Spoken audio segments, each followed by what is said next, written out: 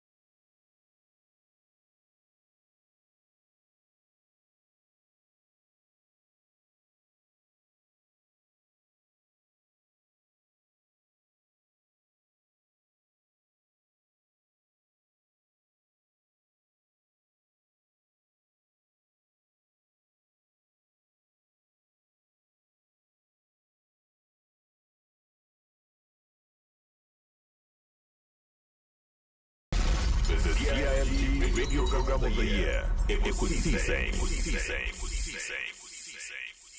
Are you ready? You are listening to the CIMT Radio Program of the Year, Ekosiisen on Asempa 94.7 FM. Let's do the radio program of the year 2023. The sponsor of this award is the Ghana Journalists Association, GJA. What radio program do you listen to? Is it the radio program of the year 2023? Ekosiisen Asempa FM. Ekosiisen,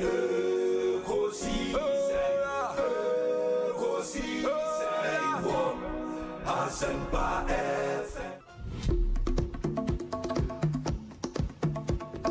And that's the radio program of the year 2023, Ekosiisen Asempa FM.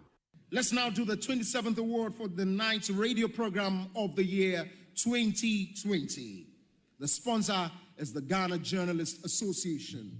Let's welcome the presenter of the award, none other, yours and mine, Mr. Athol Morning, the national president of the GJA. Please, a round of applause. The winner goes home with a memento, citation, and certificate. Ladies and gentlemen, the radio program of the year 2020 goes to Asempa FM Ekosiisen. Well, the host, I don't know who he has not interviewed yet. Congratulations to all of you, the entire team at Asempa FM's Ekosiisen. Congratulations to you for emerging the radio program of the year 2020. Asempa FM Ekosiisen Asonyina etie sa platform media se unya na betna subia na Fabibroni bese. It's a privilege and an honor. Na yamu be so part of the reception of this particular platform. Shasi ache eno mo anso na shasi, and we thank you for maintaining that credibility when it comes to delivery of more program. Well, I know that Asempa has gained a lot of experience. Asempa is one of the, not the forerunners, but in terms of coverage and listenership, you stand tall. The new FM stations that are coming into the arena are not calling on you to exit, them to survive. Is that what is happening? No. They are learning from you. They are learning under your feet. They are also trying as much as possible to find space. And, there's enough in the world for everybody. There's enough in the world for everybody. And so I think that those who are coming up, we definitely will encourage the injection of new blood. But you cannot also totally do away with the experience. It's always a pleasure coming to Asempa where the truth is spoken. That's na memfa kunya osu enchia etifo nyina o mutie Ekosiisen dwumadi no na but almost was because Asempa Asempa nyina so F84 and me gigi so fa Ghana fa na nyina obi a radio eda a woti na adwuma pa maye but be premise amrenti me sama money adwuma fo mpenifo nyina.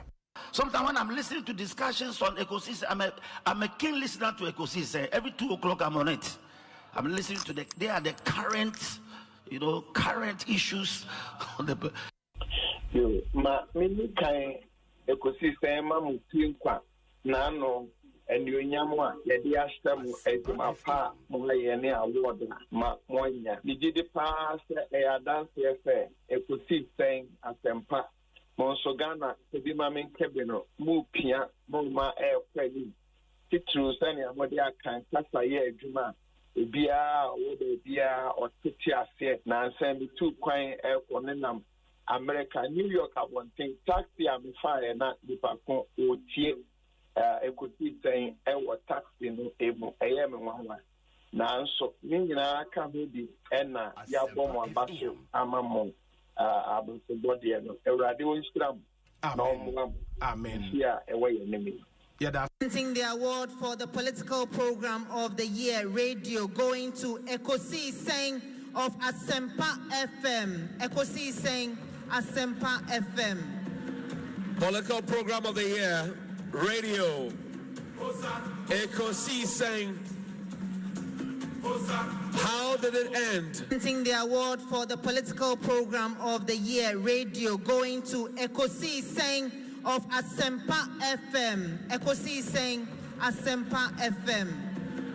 Political program of the year, radio, Ekosiisen. How did it end? Necessary exercise. The economy is rebounding strongly. Our fiscal position is more stable, and our debt sustainability has significantly improved. These developments have provided a solid foundation for sustained growth and development, ensuring that the sacrifices made by bondholders and other stakeholders will not be in vain, but rather the basis of Ghana's economic revival. Mr. Speaker, the country is not broke. As some propagandists want us to believe. We're handing over the country with gross international reserves of almost $8 billion United States dollars. This is more than the $6.2 billion United States dollars of gross international reserves my administration inherited in 2017. Economic growth. The noise will not shut out the statistics. And I intend to put the statistics on the record of Hansard, no matter the amount of noise.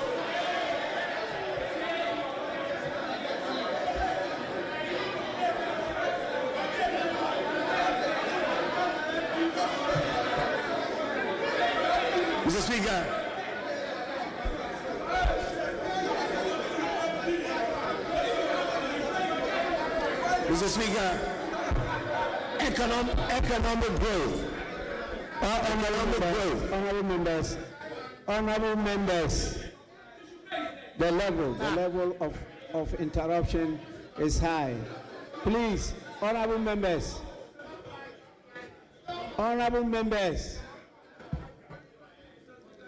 His Excellency the President is not out of order. Please.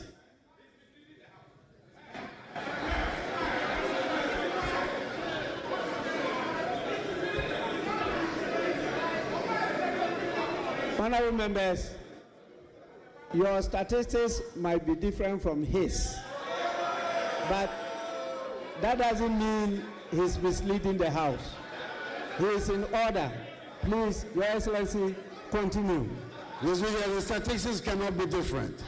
There's only one set of statistics that there is. It cannot be different. There's only one set of statistics. Truth is indivisible. Truth is indivisible. Is one and one only. Your Excellency, thank you very much.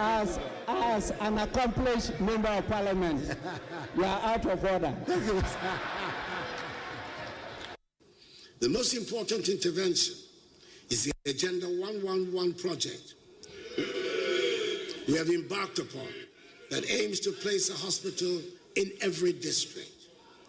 Out of the 101 district hospitals and 2 psychiatric hospitals on the project list, there are 99 district and 2 psychiatric hospitals where contractors are deployed and work is in progress.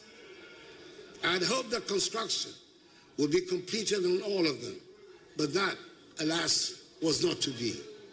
I'm pleased to report that on December 5th, I had the utmost pleasure to commission 3 of the district hospitals. Progress of works on the other 98 active sites range from 5% for sites whose work commenced recently to 95% at other sites. I'm hoping that the incoming Mahama administration will ensure that the project is completed to put our health infrastructure on a sound footing. It has been one of great challenges and even greater triumphs, one that has demanded every ounce of my energy, commitment, and love for our beloved country. My vision has always been to see a Ghana that is self-reliant, prosperous, and united, a beacon of hope, democracy, and opportunity in Africa and beyond. That vision remains undimmed, and I'm confident that the strides we have made together will propel Ghana to even greater heights. Mr. Speaker, the first responsibility of a government is the safety and security of the state and its people. I'm happy to report that our country's territorial integrity is intact and all our borders are secure. In a neighborhood of widespread instability, it is no longer an assumption that we can make that our land will be safe and secure. Ghana, by the grace of God, remains the only country in the neighborhood that has not fallen victim to terrorist violence. It has taken a lot of concerted effort, and dare I say a lot of money, to enable us to protect our country from the ravages of the variety of terrorist groups operating and destabilizing other countries in the neighborhood. I wish to pay great homage to the security services and their ministerial leaders. Dare I say a lot of money every day to keep us safe. Mr. Speaker, it gives me no great pleasure to state that an important and integral part of the fabric of our society and the hallmark of our traditions, chieftaincy, continues to be a source of insecurity and destabilization. Upon coming into office, we worked hard with considerable assistance from the Committee of Eminent Chiefs, Otumfuo Asantehene, the Nairi, and the Yabonwura, to bring finally a resolution to the conflict which had blighted the ancient kingdom of Dagbon for many, many years. Bringing peace to Dagbon remains one of the high watermarks of my time in office, and I had been so looking forward to counting it with pride as the top of the list in resolving chieftaincy disputes and conflicts. Unfortunately, the sad situation in Boku must necessarily dampen any enthusiasm about the resolution of chieftaincy problems elsewhere. It is a matter of great regret and distress to me personally that in spite of our best efforts, the Boku conflict remains unresolved. Boku is unhappily not the only area of chieftaincy conflict. In judging from the experience of other parts of the country, I will have to mark chieftaincy as a growing source of insecurity that will continue to require a lot of attention. It is clear that part of that process is the need to strengthen the capacities of the Ministry of Chieftaincy and Religious Affairs and the Peace Council, the two frontline institutions responsible for dealing with chieftaincy and other disputes. Mr. Speaker, in my inaugural speech at my swearing in my first term on 7th January 2017, and early on in that term, I made a public commitment to tackle galamsey, the phenomenon that had been ravaging our environment and destroying our lands and water bodies in the pursuit of mining our gold. I knew and was very much aware that fighting galamsey was not a universally popular position for a president to take. But I felt strongly enough about the need to protect our environment to say I was prepared to put my presidency on the line in the defense of our lands and water bodies. And indeed, Mr. Speaker, the fight against galamsey led directly to the loss by my party of several parliamentary seats in the 2020 elections. The fight against galamsey led directly to the loss by my party of several parliamentary seats in the 2020 elections, and to the makeup of this 8th Parliament, which affected the implementation of my policy agenda and impacted the second term of my presidency.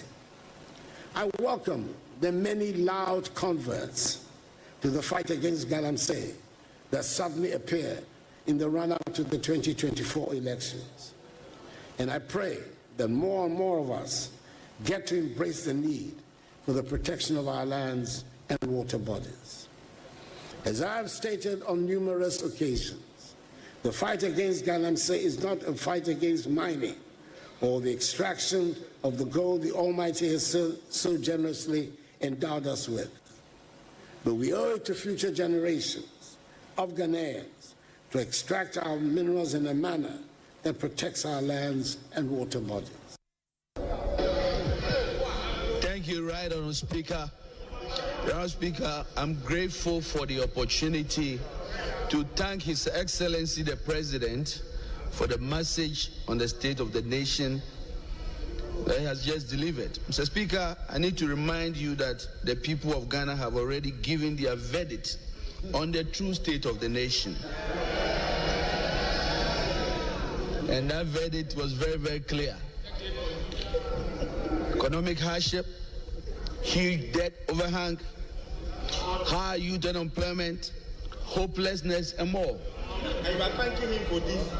We have come to the end of the road for what has been undoubtedly the worst government under the Fourth Republic.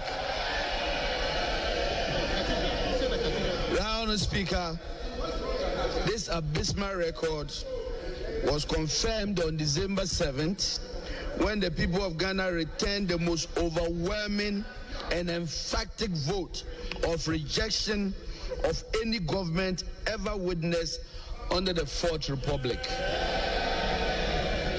Mr. President, you will be remembered as the first president who was cushioned by the IMF when you began, and you are still being cushioned at the end of your term.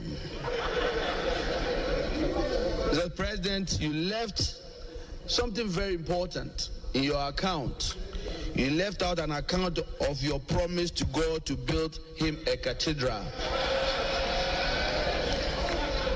But Mr. President, Mr. President, I will leave that for you, between you and your God. Mr. President, let me remind His Excellency, Honourable Speaker, that his tenure in office will remain a timely reminder of how not to govern the country. But let me also be quick to assure the good people of Ghana that hope is on its way. AIM President John Dramani Mahama and the NDC we can once again glean a brighter future from the throes of despair. Together we will work hard to lift ourselves from this historic low and reclaim our place, our glory as the Black Star of Africa. Once again, fellow Ghanaians, we are comforted and strengthened by the following words of scripture. And I'm quoting Exodus chapter 14, verse 13. And I quote, "And Moses said unto the people, Fear you not, stand still, and see the salvation of the Lord, which he will show you today. For the Egyptians whom you have seen today, you shall see them no more." Bye-bye, Mr. President. It is finished.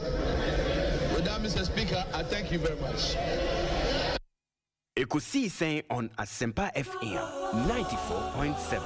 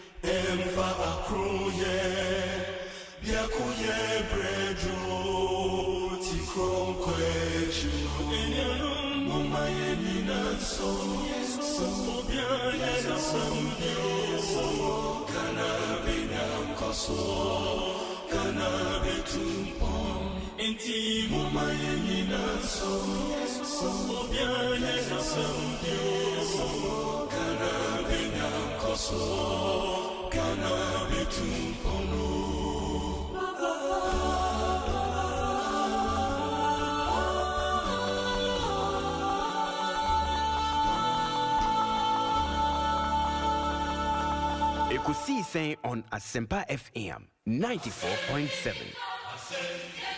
Ekosiisen on Asempa FM 94.7.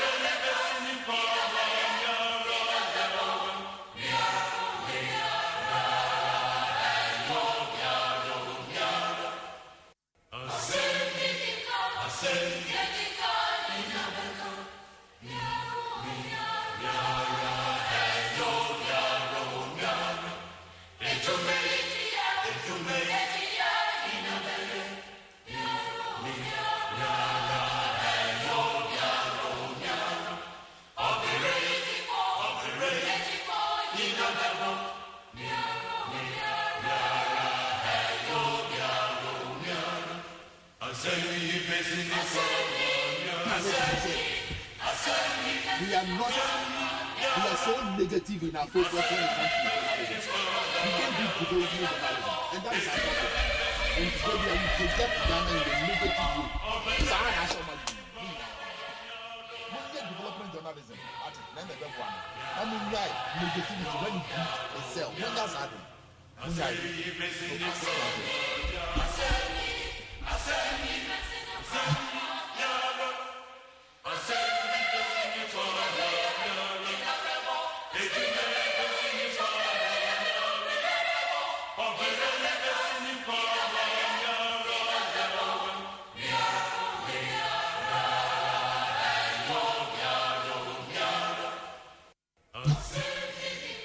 Adishia Yamahama Kwabadumba Asempa 94.7 FM Ekosiise Dwumadie Ebre ena Asono ya wabosum ye dikan ya fimpinu ene aduonu numena kan no ne yetoso miensa ena twedi ampon enne so wode ache ye na enne omai Ghana mu no eyeda sonko ochese ye kasa yeda sonko a amamu etoso nan emrahye bedwa etoso nwotwe ye gina omai ne mrakuni so na se wose mampani bu nkonta kire Ghana fo emfie nwotwe emfie na ye dikan ho nkontabu ode koye emfie nwotwe no ne betwa to na enne mampani na adoda nkwa kufuado wode akotudwa ewo mayi emrahye bedwa mu etisa wo jebri nya adaji tie bia State of the Nation address ne betwa to ewo mampani na adoda nkwa kufuado na memuomu no eno wode atudwa no so wantumi antie so a ene Ekosiisen adawro ma free sabri kopim senu nsia ebebo apamu no abusuan ne wo se wo hu ne wo se wo tie bia no dwumadie enkwawie ye nani nyina ya bone tofa ede amawo na ne wo se ne mrahye badwafo no bi mrahye badwafo no a mampani na adoda nkwa kufuado sanko ntabuoi bra no esanse ya to abayi won say 275 members omo representing them from the constituencies abo frinti no eba ni say ya yebu nkonta ne kire won eti senkabra no bra no mrahye badwafo no ba constituencies ahoro no nanka wo hia de hie ya omoto abane ma won se bia ombehia People's Assembly kakra bekoso na nka ombeche se ye ko mrahye badwam ebia sitting we ya ye ko ye ne ye ni a na nka omode aka ho mampani beka asem bebu nkonta ni oka ye ni na nka omode atudwa enu nti so hunsi ye de na mrahye badwam ho no mo a na ebia wo hu ne se o na ade na mampani ene TV so na nka aka won ko mrahye badwam a mrahye badwa no represent o minor nipa ya soma wo no omadwuma omoye no hono eti nnenam wo so ensem a wose yetie mampani hyase efri omayi ya hinsie ho nsem kwanye betumi afaso amasumwie aba ewo my Ghana mu ne enti se brichie bi bo yente boko de yente dabonde yemmeti bi wa na fonkoti bi wo baabia no mampani se ne modern mu a wabo firi bra wo betena so sa tawantawa na ewo hono mo ne ohwem yetumi siesie ye ene nei babi a chese honyu ye nyina ne ohwe animu se empanimfo ni bi be so ne mu a ne obetumi aye wode eno atudwa ne fa desua ho ne fa pomuden ho ne fa oduma nko abobere atwa ye ho ahia ne nyina ho nkontabuo no wode atudwa ba wie ya sembisa ne se ye ka the true state of the nation se oman ne tebia oman ne womuo se ne sitie kroje ena mampani di atudwa no a ne ye behwe ewe Ekosiisen Dwumadie eso eti wu a wo ye Ghana ni a wu tie yen se efra Asempa 94.7 FM live ewo Facebook and ase YouTube Asempa 94.7 FM no wadwenkyere wo betumi adibi afa ho ensem no tie ye a ye kase omayi ye tibia ya ye bomuo ho nsem na mampani di atudwa no mampani akase wagya Ghana fo atonkaniam kwa woko no nkani asiso no wode agya Ghana fo ene obi so kase wo minor boto a enye no kore o minor sikase megina yie mampani di atudwa eti wu bisa ho se the true state of the nation ena mampani di atudwa na na se ne wu hu no abusua mese okwa Asempa 94.7 FM live ewo Facebook and ase YouTube awadwenkyere no ubetumi edibi atwo ebresem ni akenkan ede amawo na daroma enwuma eta yechi ena neso Ekosiisen Dwumadie yade ebrewo A to Z auto servicing mese ebreda ni anu wadan hu bi enne ukoye fitani a wodo de ene se fa car ne breme na mintutu na menhyehyɛ wo tutu ahyehyɛ no so nyasa wo ye setting se ne wo ye no wo ye wie aka ne be yeye wo betutu ahyehyɛ wo wie ase ye se na enye fault na enye ho a no asa akotutu baabi foforo wo ye se wo nya customer maka mi timbie wa ma se So pese unya customers pa se fitani wo wadwuma a wo ye mu a ene A to Z auto service na wasa odo ho bo won niema good training ye no se obi de ne car eba waso ye wa wo de machine e be si car no so eno na be kire se car no fault no ewo ha na yatumi ye afiri ho e de ama wo eti fitani enkase wo medium ye fitani dada wo koji training wo upgrade ho wo wadwuma a wo ye no mu Medina Race Junction e won mo a na A to Z auto service no wo Provident Insurance Adaroma abusia se insurance na wo ye no mayimu hia ne ye a ne ye kamfo ama wo bia se ye insurance company no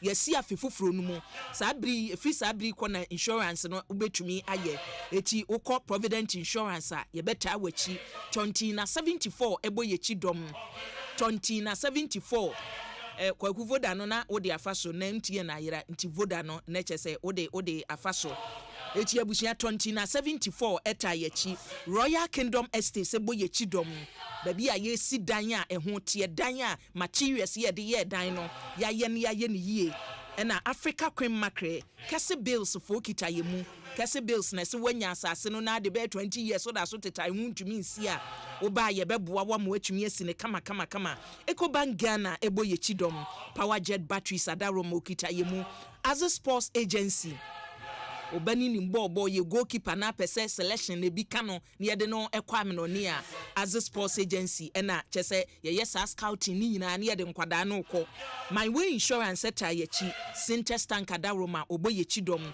Seahorse engine oil DBS roofing sheet Franco Trading Enterprise na Tridor Express so eta ye chi Millennium Insurance and insurance companies are making makacho send ye betchire ubia no ye nkyire wu nkoso ye kyire wo ne ebeboa na niema akoyi e de ama wo abusia yenkwa wo maso ntentententente mewe Ekosiise adwumadie so na ye nhyase ye ne animdifo ne mpanimfo a wakwada ye kan mamuo ho entoto ya na ye fasikasem ho ye fa setena mu yedie woni mu ene nkomotwetwe ne ye ne wo betwetwe ye won sentwefo so e wo fia ye kan mampani na nado amamuo ne sentwefo so de wani adi akire eti na loyal list wo kwadwofodwo kwasinsia e wo fia sei the producer so ebo michido mamenko na ye nhyem nkomotwetwe na sei ye ne Dr. Richard Etuahene international banking consultant yene doc entwetwe enkomo doc de free mesanting se eba sikasem ntoto ye ho a Dr. Richmond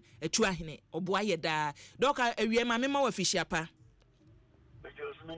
boko de adom na kweke yada Yesu ase abusuan medin e de akua boachewa yado mo frɛ me ABY mejo so doc awie ye frɛ wa nye bone ene state of the nation mampani ne wo kan twatwo na wode agya Ghana fo ame hu o man ne tebea ye womuo woje brinya adaji tie bi na mo meeting bi de but ninya because me ba me tie ngakra nkakra na tietie na mamemfa kakra nto so wo de wo sikasemi mu no mampani na nado amamu obebu ye enne wo de atodwa se wo baaye no katasehye ne pro ye kwan a ye fa so se banking ye sikakora bia ho ntoto ye wo baaye na banking sector no enie ma agiegu ama nipa bi no kredie se ye bie banking mu no kredie ye wo so odie no wani no kre no entinka Ghana fo bebre wo hono mo a wo sika behye sika wo se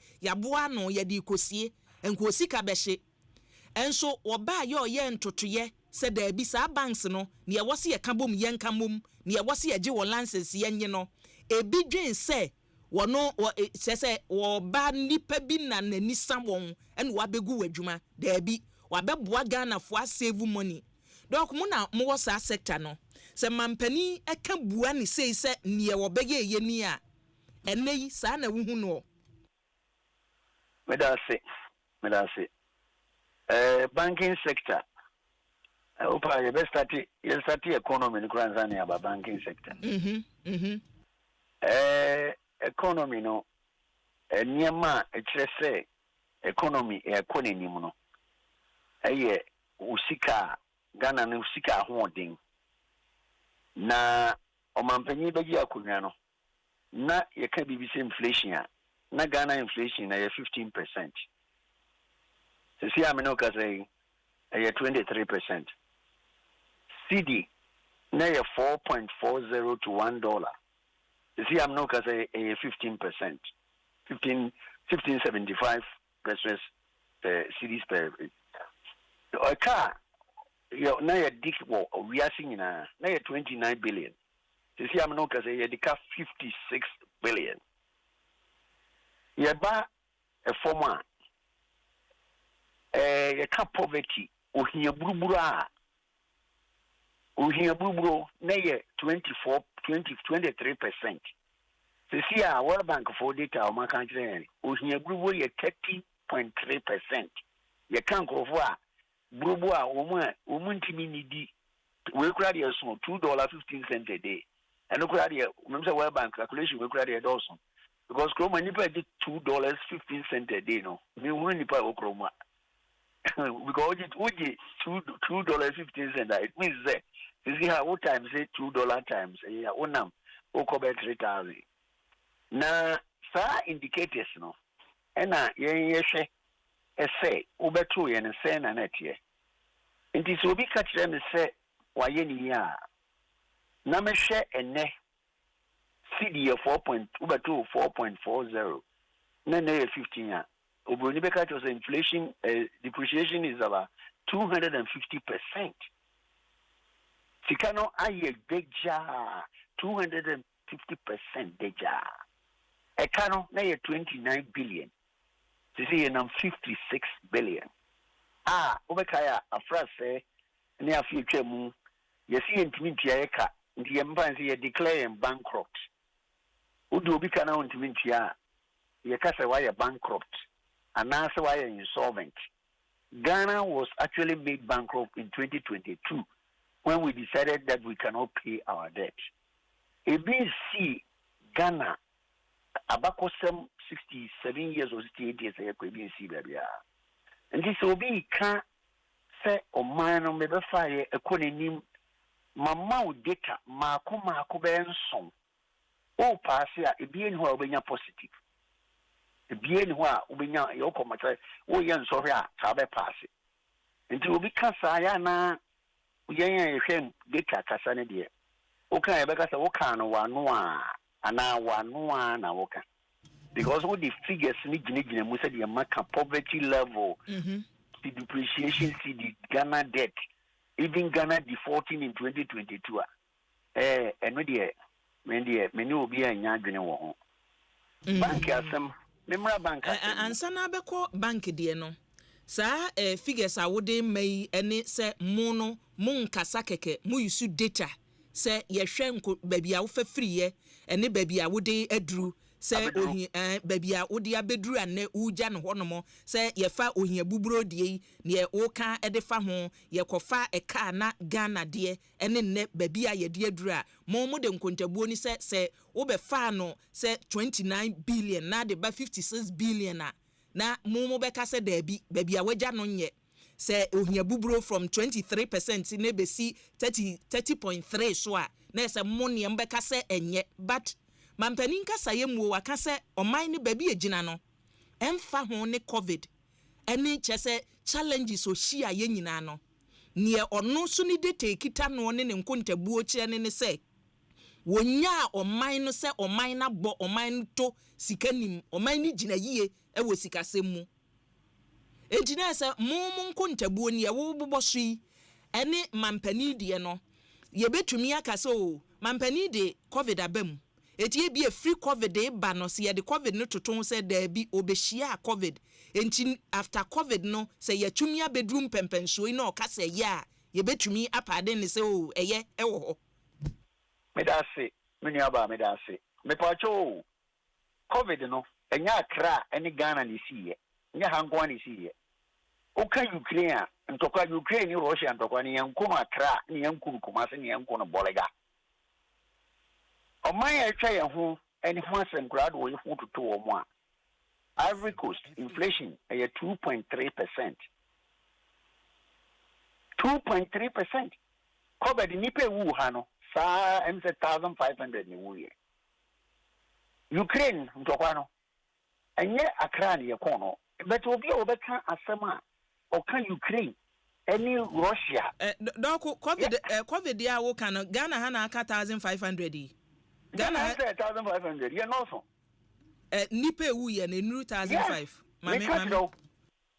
Mame mpe we na me. Musa who dey boy. Oko Britain one day 3,000 people were dying. One more ben COVID no. Kroma nkasa. COVID Africa. Yen want to say even North Africans. It is a big national COVID. As they say COVID no Ghana hang on this year. And so government buy no. Unim say COVID buy no. IMF MIN a free $1 billion. So onima e you might be our sub-Saharan Africa our lower income yamaiska. Never buy no ye corner sa. Until obi can COVID asama. Aya na ye ngoma. Ti anokra de ye de bam se enunti ena saa nkontabuo yi baabi a mpempenso anke wo se eduru ye sika semu se ye ti hia so ye ntumi anuru a enya excuse a ye betumi agina so aka se wenti na ye ntumi anuru ye bota ye de si ye ni so ho media ba unya o enfa COVID ni ma e magni Ukraine me ka ho sisi ya Ukraine ekoso e dia na wo Ghana wo to free Ukraine wo obedua wheat umbia wheat obi wo ice snow na wo ni dia eni akoto ni ya bidi ono kura complain ye wo kirikiri no ho a emfa ye ho no ye bi no an se COVID esi ye na no wa control na no UK. And so what happened there? What you say? Omo kura no omo kan sama obo jaika na wo no ba na be gisika Oba Busian Mekai 2017, na me man lecture our Kimpiski. And I'm because the way I Ghana for Oba Busian and I really the minimum win the Bikia. The minimum here. So say Obi Catcher say results a do 7 point something and also only 2 or more. O de ka 2022 we see ultimate Tiawaka into yes stop a catching na. In the end of 70 and our reserves of course we could do 3.5 months per 3.5 months. So Tiawaka, one we are betting we need to go and talk franco. The true, I see a day anyway, need the total as 2026. Your question sign, your baby be par and disco bonds. You bet here bilateral 1 billion, year euro 1 billion. And only you be who saying or see, you see, no ko ye jay. No ko ye jay. Wo be a cuckoo, me more figures now more can at the say NTS. Meaning about 2023, me more full data on Ghana inflows about Munyama Yatoin. Cocoa, now 1.2 billion. Gold, now 1.4 billion. 2023. And a remittance Becca home 2.8. Ukanin Nabuma, I'm say about nearly 6 billion. Na Fanny say. Ubetia eka. A few days in the able to 2 billion, no Sikaka 4 billion. Again, I will see the bay. See the Nukra, and yet Yan Tia, and see the Nukra boo and funny. It is Obika. No one fast need data non support to Asama Woka. Yanuma Yabun Kuntadi, Yam Fan Yajuma. Yam Fan Yajuma. We may pick data from World Bank site, any IMF site, and Yama Bobby. You move it to maybe a system can't said you're making Sunny C. Indeed, Sir Obika, a some for man of one. The summer, yeah. Her money yet said you will be Tiasia. Oh, not so what Tiasia, now to say, and I know Ghana is broke.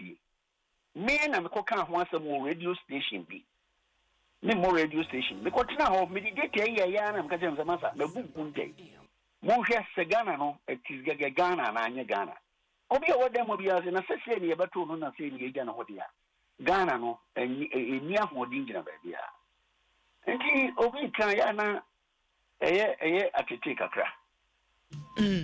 Dok afi yamra banking sector no na yen hwese ne mampani kan ye se senka wansum decision I would take yes enka wan take sa bold decision no a enka banking sector no be collapse kura ma manfo sika bebre ahye ɛhɔ so before some banking sector no man we kura na me we fi nyam kan kire ba ko so wa ha ba ko benya me kan brofo na wa ha kire o in 2017 Ghana had contractors arrears of 3.2 billion and energy debt na yedi pam o mampanyi ba ko no na ye 800 million na billion and now me no kase ti o IMF data ekurame Ghana contractors yentu omkani ye 35 billion including woman ya try bianema school charge for aduane na no mo kan krofo nti afero service providers dog 35 dog 35 billion dollars and cedis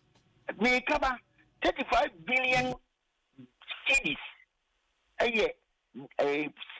road contractors and other service provided as against 3.2 billion in 2017. Over a jar kaninam kania ye kan ho asema aninam kania asema ye kan ho 2017 na ye $800 million and ne nano mampanya wo baka kire me de na me say World Bank for the na me World Bank IMF for the say 2.1 onano wo ka bi no o say 2.5 billion what you 35 billion cities what you 2.1 billion abaye oboni be say abaye albatross abeso ye kon yentimintia now ka kire me say saa ne me nyina ekoyi a minimum de ho de me no nya adwe yemra banking figures wo say in the 2015 and 2016 let me akan IMF for asama mo kan na kire so say eno so wa omo be ye omo ba on krade na nya omo ameye ni nyina omo be hwe bank bienu bi ena omo say bank no eni nyina so yi nti saa na be tie bi a Bank of Ghana empe kwan foforo a obetimi aye amanagina ne na so omo pointi borders no koye no mzo corporate governance breaches given insider dealing nyama bobrofo bebre ene yedi gu banks na banks na yegu no so wo kasi yegu no na se anase ye no anka financial sector clean up na wato e dey say ye wasa kapuma no wanyem Ekosiise 25 ufa financial sector ni na e ye 25 billion and now for banking sector no kwa eno ye 20 billion 21 billion what do you mean no boma na ye financial sector clean up na ye 21 billion and ya wo pesa wo de ye no ade a wo pesa wo de ye no ne eye be ekwan bi a wo fa so eye no eno na di insusan so pi aba me ba be kan insusan so na cho financial sector cleanup cost us 25 billion or 7.1% of the GDP. Banking sector out of it was 21 billion, which was 6.something billion or 6.something% of the GDP. Now the American say, "Enya hanku ena banking sector eko sati bi animo." Na year for nyabi to 29 isi. So munya de say nyabi. Na ekwan a wo fa so eye no. Eno na din so pi aba. What say over 21 billion for banking sector, but making me a can ne actual play. Say banking sector na enyina ne na so ene china. Enura dey twam. Ono ane governor ekojina ba bi ka say. Ono podi you see 22% of the 23 banks. Ono so be can state say 5 banks e wo kroma. Enyeno was 22%. When you mean trophy on one. No, 22% of 23 now is just 5 banks. And the 5 banks, no, a be a woman ya capital no yama omuko baby di Ghana Amalgamated Trust. Someone create SPV. No mama omusika. Yadi ma omo mini aba. Se umani da hokura na ngu ya ankeye. If you say Obi bo busia dia capital, bank capital, yanyi interest 19.1%. Sa banks 9 e ko ho no. Ba ko de wonya amra no nisika abetua efrim.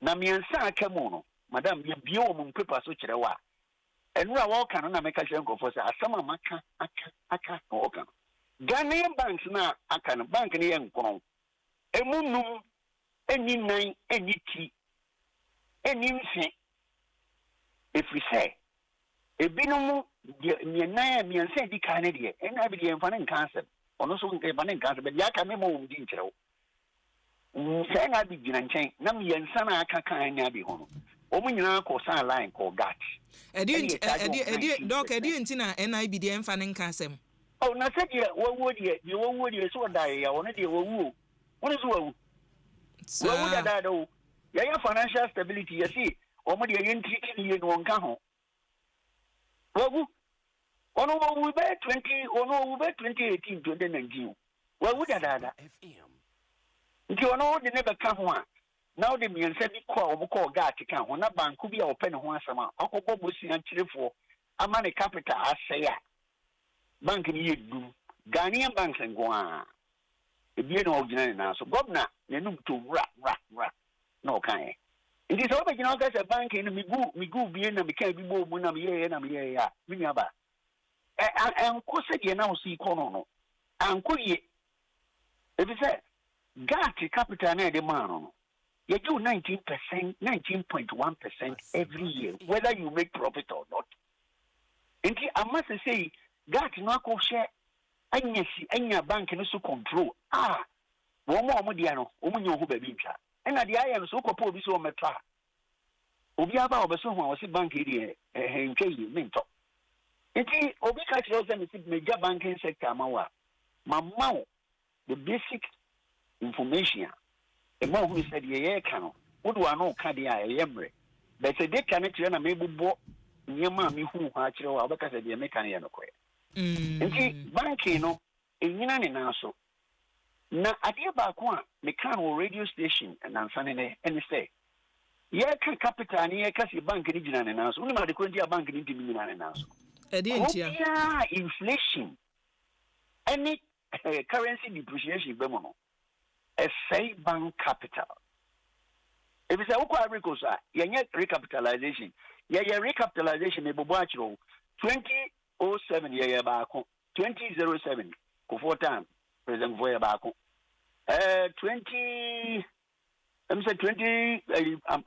1 pass the year, I'm saying also 2 years later, 120 million. And now, I get over that at the end of the boom 2017, 18. So what the Americans can ever share bank anymore because you are worried about who. Sikabia what you are shamono. Inflation American it 400 million in 2020 was 69.4 billion. And no one in the Sikana could rule. May more over shock off of life. Sikana more less than a 20 December books. December ban rate. Sikana by $25.4 million. 69 no abe $25 million. All because inflation. Because inflation has continuously been high. Into Ama capital depreciation, the catch 250% from 2017 to today. Now the other Kennedy, I buy a channel. Ama bank acquire quine. And now woman and we have to play Biane, and the man called Eddie, Nimpia. Nina so over now for this kind of bank. And you Osha, you're non-performing loan, loans are. Who are you bank near 1 year? And I know Okunini Addison, because Oya Ubungunta, Binoya, Papa, all the final net non-performing at 22.7. What do you say? Well, Modia after Mama and one also coro at 22.7. Now where your comedies are another day because June they are 24.3. The Quambans in a buyer about 222 over coro. If we say contractors ye Juma, when Chia bank and Huchereno. Obi called Jibusia or Toby and Ibrahim Colano when Chia bank and Huchereno. If you are not performing, no, Obroniba says Sika Yen Jumuchiano. Yeah, a cat Ghana hand any said the whole say Niger for Chad and Kwani trying. Don't hear me saying, the key drivers of the capital inadequacy of banks in Ghana are the high non-performing and the energy debt. Energy debt, no, 2.5. And also, for now, Koto LCs, the Akofa Niama, Akofa Frangona Bow. When Chia, now build ya, no banks no need go. And the bank no Mocas a 1 more day, no. So, no transfer number did the shoe and him, no 2 1 year. Tabaka said, a jetty and a circle, now somehow can a bromiso. It's dog, you're any saying, near walking. Mampani de ono no nanie ogina Ghana mrahye bedwam di twdwane se mabeye dwuma botaya na esimani so nti a mede ka se banks no ne nyina yie ekeka bia bomebi so wo ayeje wo license no waka awie wa me ate ase se the motive behind your ye ne de na nkeye na emom kwan a wo fa so ye no e na amoa before MPP aban yi beba so no na NDC aban ye wo ho no mo banks ni bia show signs of say yenyina ye ama mpanimfo de sika ewurem ama no so ankoye na aban yi ba ye ono so de sa decision we be na say two ni nyina no enema nyina ye wo si we mu ne omo ye ye omo amfa kwampa so enne waka na wie say ye wo banks be 5 ya omo ye sesa mu so omo nko kammom ne enhwe musika sem nye ye still omo nyina ye eti sa aban foforo a wo bai pe kwanya wo betumi afaso aboa ama banking sector na gina yi a mo dia na mbeka cha ne se yenko ni sei na we de betumi agina me de pa so obusa sa asem wo de wo kana wo IMF wo be kan se bank ni yenu anyina yi na ye de enum be kan ho kwan a wo mo fa ye kan ye no ye wo kwan a ye be ya nsusu aso onye kese sa. If it's also 21 billion that time American, again, net 21 billion, a lot of money. Now, so Anthony achieve a set of goals now. Abema, United. It is so be per se, or ban obey ya, the kind, where the kind pa, any resolving the microeconomic instability. Ya cover for 10 things na many about. Nina need to say, Cropia inflation, born 10 cost.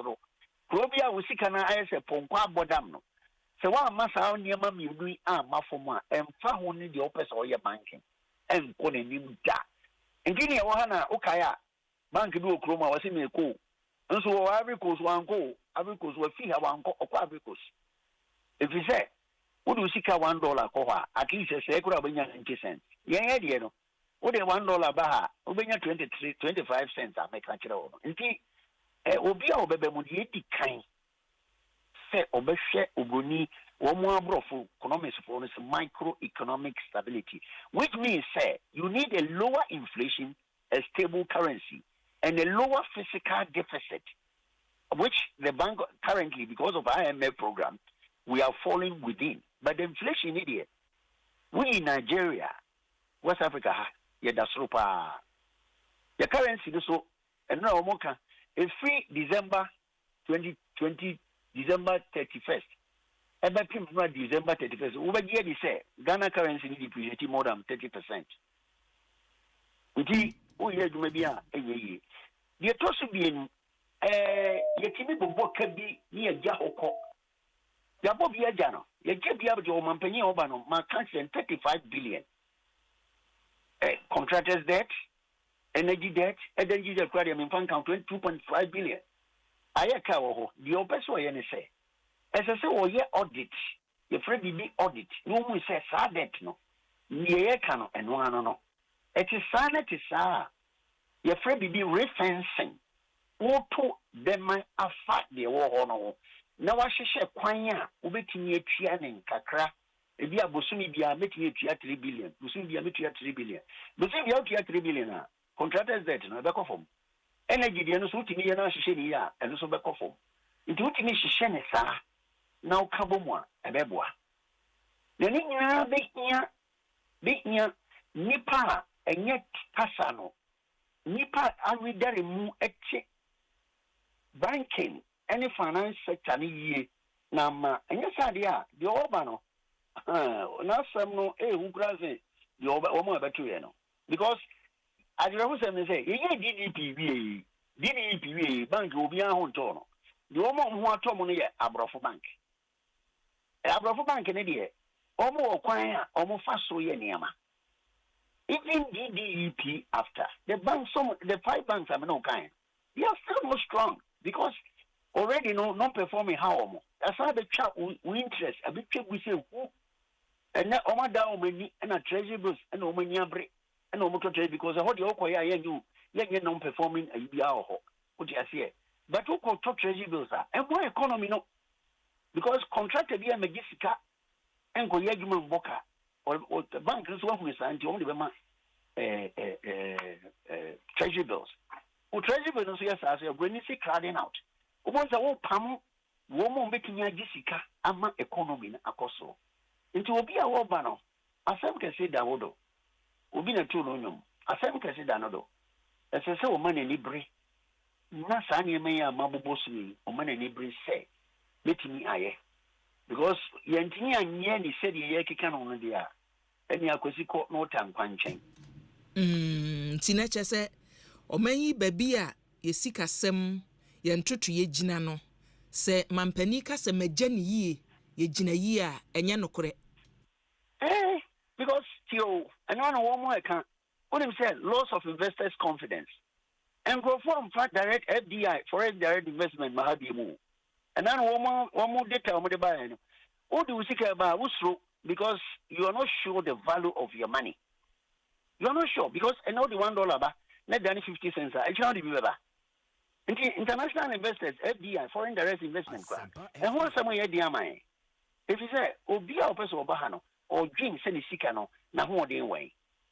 Yo, Doc, me na wase enkomotwetwe na fe ni ahya se ebetwa so ewia mi emfa usia na ye na wase se wajebre ene ya twetwe enkomo abusia ebesika semu a Dr. Richmond Etuahene ene ninimdie ewom ewia ye moa na wode aboa yenti mampani semu a na wode tudwa State of the Nation address ni twatwo ye ode ja Ghana for ekwan afimpinu ene aduonu nan ya batro no achi ena ne odi akotudwa no na sem o kan ye no o ka to ho wie a na wo se ye kom ni ye hwese enkontabuo ene se ne wo sika ne fasika sem ne fa ba bia no sa na tie dok adwenche ene wode atudwa ne sa fe ne wabie wafidi a Ekosiise adwumadi esuni Asempa 94.7 FM medical dia to anim se ensentwefo so ye wo bika mampani amamuoi ensentwefo e wo mayimu san ene wo hu no faaye e kama multimedia adwumakuo ya ensentwefo wom ene State of the Nation no lawyer list wo kwadwofodwo e wo fia sada so ena mini abema kwasinsia so e wo ha no law school no nkobi Semia ono so e wo fia se misumidin e de akua boachewe yiadom producers no e ye Dominic Kisiebo a kwakutwum echeche sada so ena Joel e de atum ene live e wo Facebook ene YouTube na Bengazi echeche o man ne Kwabena Sanche ene Philip Osebo nsuso ebo michidom ena yedi dwumadie ebro midin e de akua boachewe yiadom ma memma minua meme akwaba na yenkaja ngumeja no makwabo ajo so akua afishia paso afen kometo ye ajo so akua awieye afi semre na yetim kwam na yo ahoden apeke na bibia tototo ni butuma ye ma na apeke gwasisi de na apeke na mpeke ya ya konso medase yes wo ku papa ye nyina na ye me ho yako kwadwofojo so for the first time kwadwofojo say baby on na mu for the first time ya ma yako o papa we twede ni ahweban you kafra die kwa ye no 25th nyame ya domo of January enti yenhwe okwadwo me pese ye be call the true State of the Nation no say ye enuni senye no but yemfa mampani na nado emfie nwotwe amamu a wabuo enne wono ne nkontabuo no waka se minya oman ne pan meja mo ato nkania mu na mekuri ye ba oman no sika semu a eno so menkase nye kora eye Would when year the actually be from 2017 year to about 2016 we were 2017 mu year to 2020 dear second term abeka ho ebesine ebisa mo se mampani asemo a wo kan ne nkontabu a wo bu no san na mu hu no a kwadwo amesha sem fiu so kuya ye tie fo nso ye mom afihia I won't say kuya there's something bibio your constitution article 34 is 34 up to 40 a kasafa the directive principle of state policy na se working kan a chere near aban bia besi so ete so ye now there's one particular portion any kan keke article 35 no or say ete se oman pani bia na ban bia no utibidi nhihye pa eto ho no ma okro mafo when any beje say that they will be happy o mani beje o ho betom sika betom botom o mbedi dia medium sa bro mafuru so and what you say even in 2 years of your government no it is so parliament now do you medie eto oni ehu the industrialization project abeye across all the regions agric sector no of the economy. See no be see grow na so be see developing.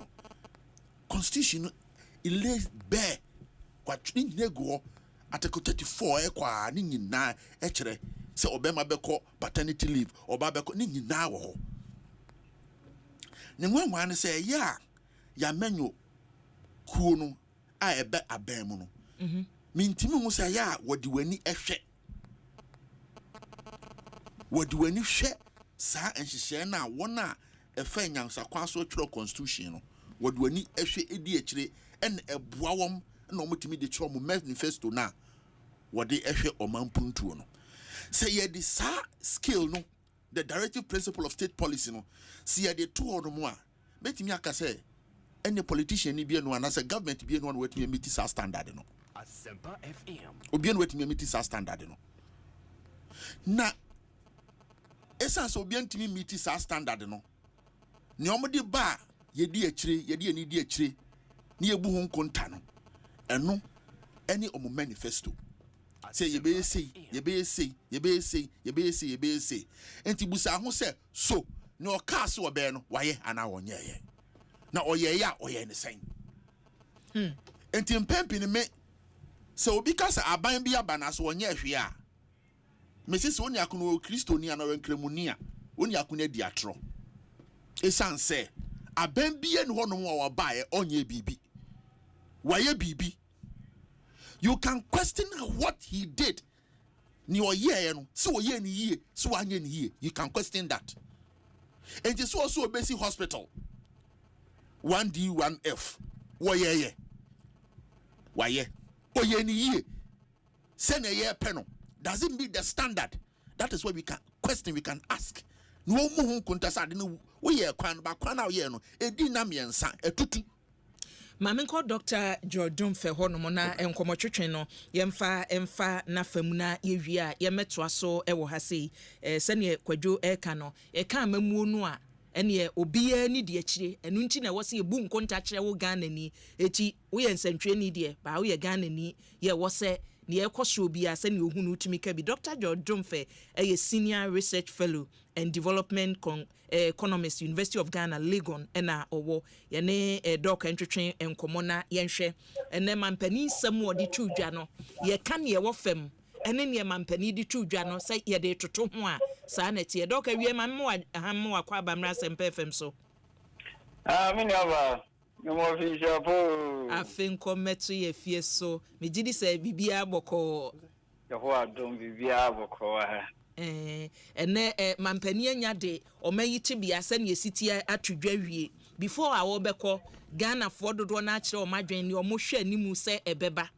wawie ofa minority ye wom na hye badwa mowie ye omasem a minority leader ni ogina mukasama andi tudwa wo se the true state of the nation no mampani de no awaka de ne waka but Ghana for actually the true state of the nation say enye through the 2024 elections a ye call ye mu enu nti o matro aba ayi no Mampani de nsem bebre atwodwa o megya o man ni yo se menkasa o man na bosse ne amanfo kan se na sika ni wona da bi megya o man na tonkaniam wutie sa nsem a mampani de twodwa ni nyina dok momo de ye ba no economy no sai na wusi ehu no faaye yo menya ba mamena wase na menchia o chiefo na papa ya na ono ne kasa ne kasa me de michie kakra Dr. Tuahine yo michia na pa sede no kamene ne ya adwen pa ba bie no beba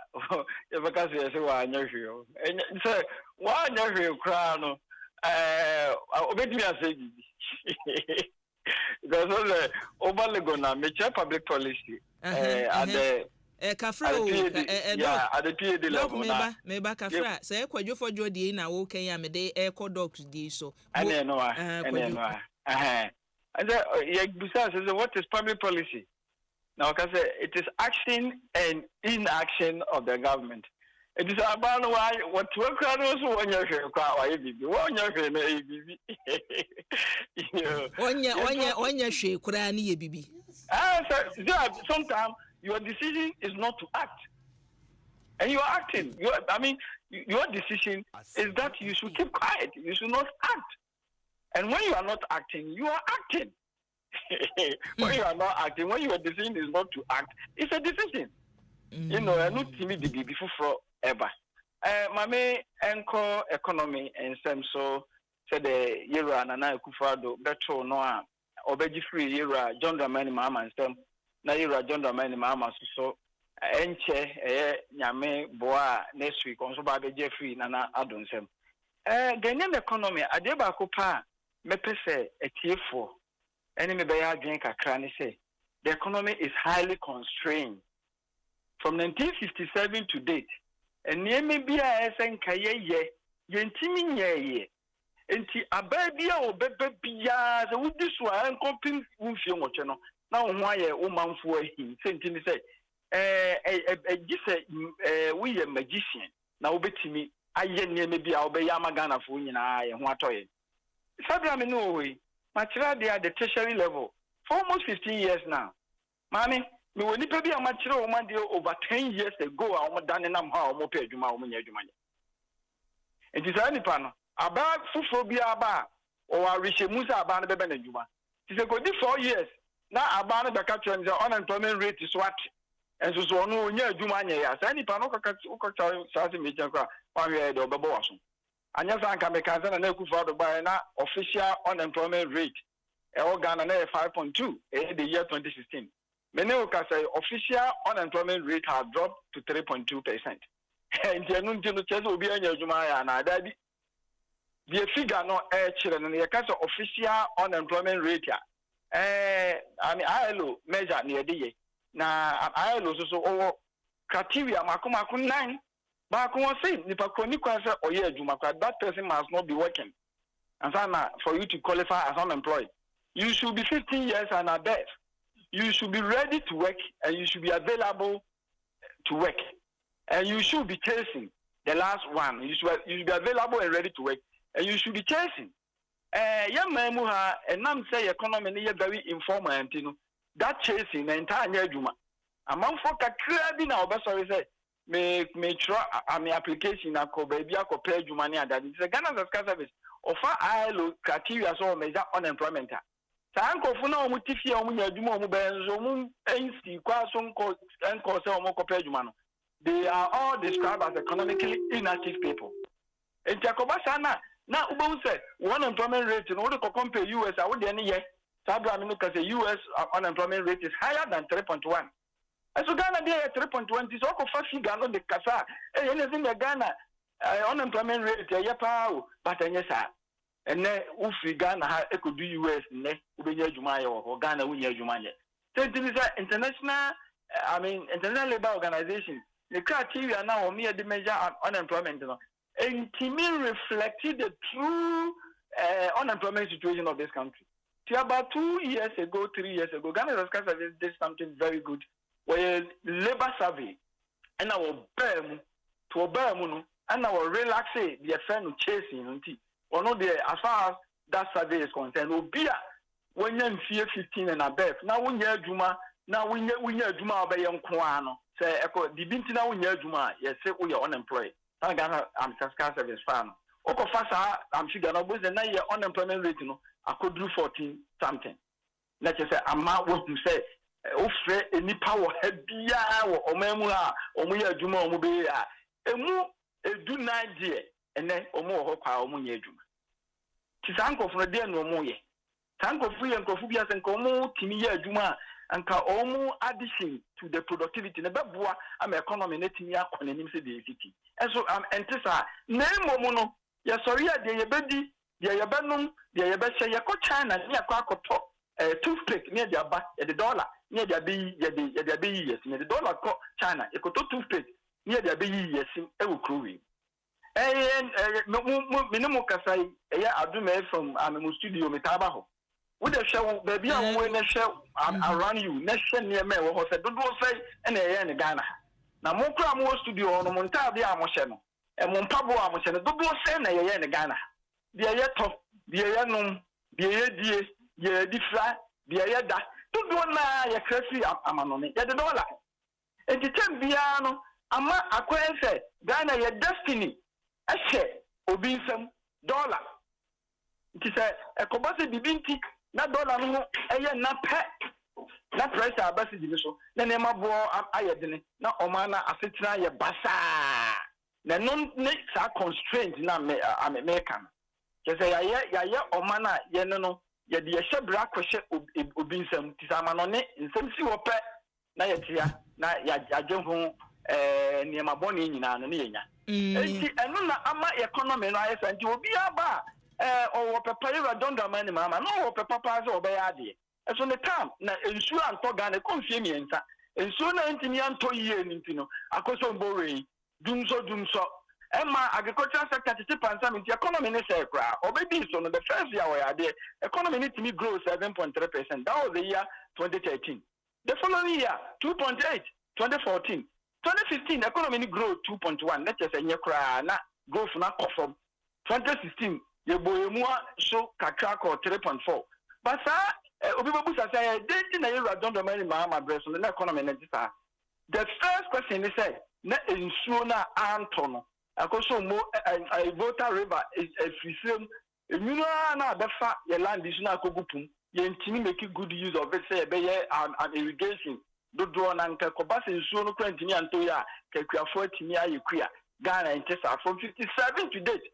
Ye say Yami and Tonsua Maya at the Yidi. Yamisua, my Yansa can sooner and no more votano, and Kebet me at Chichika, I'm incompetent in Kesunu, but Nanka in the moon, Nanka the Yakuya all year round. Yendi say Yansano, Yempesi de Bayajuma. It's a baby of the piano. And our problem, we don't fear now that this is saying, I mean, yeah, the money, that's you, we are here. From the do that, near Blimu. The economy is highly constrained. You want to mean Yama to do and solve your problems to do no. Don't answer now, Betwasono. Don't answer now, Betwasono. Yes, in solving problem, no to me identifies a problem near. A part of the solution. How no? Entinanka anu adru no o pa wo mre. Ye hu se frimre santen. Ye hawunie o minor ne nhihye ye ne fapem mpo no. Sane ye de ye hu ato am no ne so ye bibia ye kra free ho aba no. Ha yen enti ye ma ye sika sem ntumi nyina. Entumi mo man ne nkwa ni mu nti MPP aban yi ba ye. Sane ye wo kama mpenda da John Dramani Mahama de ene ma nko ye Ghana for se da bi nsa kyerambra. Ana MPP aban yi ba mpanim for say ye pese ye movie or minor from taxation to production. Nature say enka ye nkokra niema ne mabio. Sani o kan say studio baby ya ne wo ho nyina duawe kra ye kra two pick ye kra no na nka ye twa so. Enti ye nheda 1D 1F ye mfamra. Ensuo ya wo kan say da bia ye twantwedi amponsuo ansa ne atumi adokua. Yes, you amentifidu amanfo dokua ehwo awiabo or how free honom ba eti yenya one village one dam na de no so aba. Yes, sebeyo na mpuntuo ye de be ko manfo abobo anu nti enka one constituency $1 million eno so yemfa nko ne ntumi muwa. Sa niema we nyina ban se mediaba Esho ne say yesan beka so still na yeda so gina ye ABC mu a. Na say dey na betumi am aso ye how na no bi doc. How no very complex, very sensible question you have asked. How no your complex? I mean, the question the other buy. You run an akufado. You are done the money, mama. The year 2015, and I'm say economy no year basa nintino. Ono agena simpie so ka say ya wie na mpani nyama na kanka say no di milika no de Ghana e ko share am IMF nsa extended credit facility and nam dollar kakra bia 900 something million dollar bia no so de mai for 36 months nti ye kokko gi sika na mo ju say e share say yem fa taxes because am of no uko mo am IMF uko no akko gi sika di na ba because we need sika tianza no di sika na be ma no pese u kire ni bibi say would the name out to a crime say, who bet me and raise more revenue in your country? Wa bra, unyane emano. It is a sana, obey dear, any of this kind of amount. And the Euro don't demand Mamma Tia says obey. To what the taxes be by I mean petroleum taxes. Only the count, Yabaka, petrol taxes 6 in Neguso, 5, as we say. Only the trade account money 8. And the taxes be by Kaya for crown, now a Joe tax. Emma kaya for ya jo mu tax no tax bebe semekaya na sa adi we ko ba na sa ta mu position no na senka woni Abena o no ko benkrom se eye baby ya ko wura no ntina sa adre ako hia se ubegigi kaya for taxes ubegigi taxes bi enso so ekobasa na opposition no na instead woni Abena o ebe ko benkrom no because also waiting about government mama so be ato no na ye metima mu fo na koye ano na Abena ya banfo the taxes enti ho ye te say ye be remove consumption taxes na go for the buy o de ose yo the first budget 2017 only taxes be free ho no petroleum taxes o mu no kini nyina out man ka 5 excise I mean levy ya na yi pa o mu yi free ho omuyi kaya for taxes bia na say omu fe ni news and taxes omu yi fi ho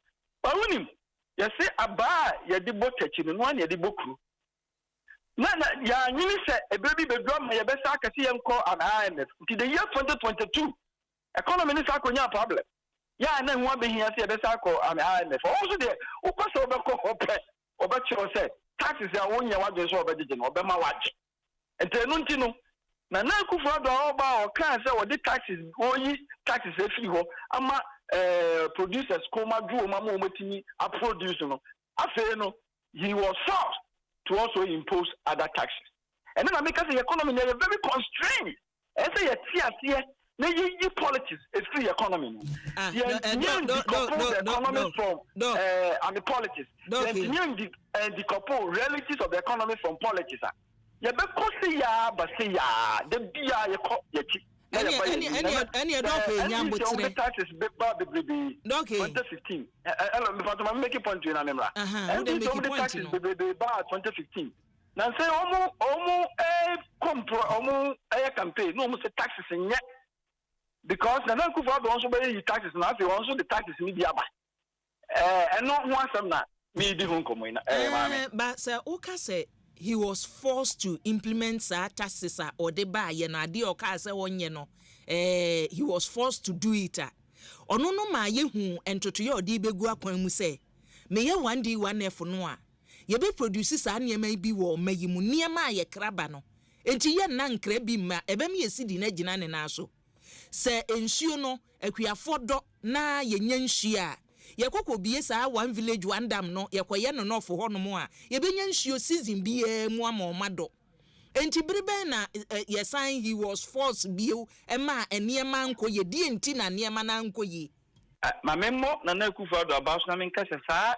ye pana wo de ba ya nka no peso wo kati import no and our dependence on the global economy almost 2 million in general friend Ghana beyond aid agenda no me read it sa na many JPA say we share one of the best documents policy documents Ghana for that can boom say can more or man no is our policy but in economics we have something we call lax bibia o pese we bia no e wo lax say they are na twifo ka say da obetu ebo atwa asuofra no da na ye dey empathy be sure. Some year may ye can say, ye factory the brebe, Nanka near Madonna, ye craft free amanonino, ye bet me iron ye memuhano. And you're very difficult, and ye is so bet me the 10 years cry, Akosakon. And you say, Papa now by ye, not every year beyond why you be. None by why I did. Now, as far as industrialization is concerned, the week I'm in commercial, Untini and I Kufado and Film. Sitting is a mobile and 1D1 there for me. No, because it be a problem. I must say, my follow pa. Me the omo mu ye 1D1 there for no crime. But come by my class and say Legon. I'm more about the chira there. I'm never me chira adefa industrialization, local production. Me ma ono ne ba me class be chira. Me no ka say factories ni bi na egu enye adwuma. But do na e adwuma ye see the konsu no na ebo hina.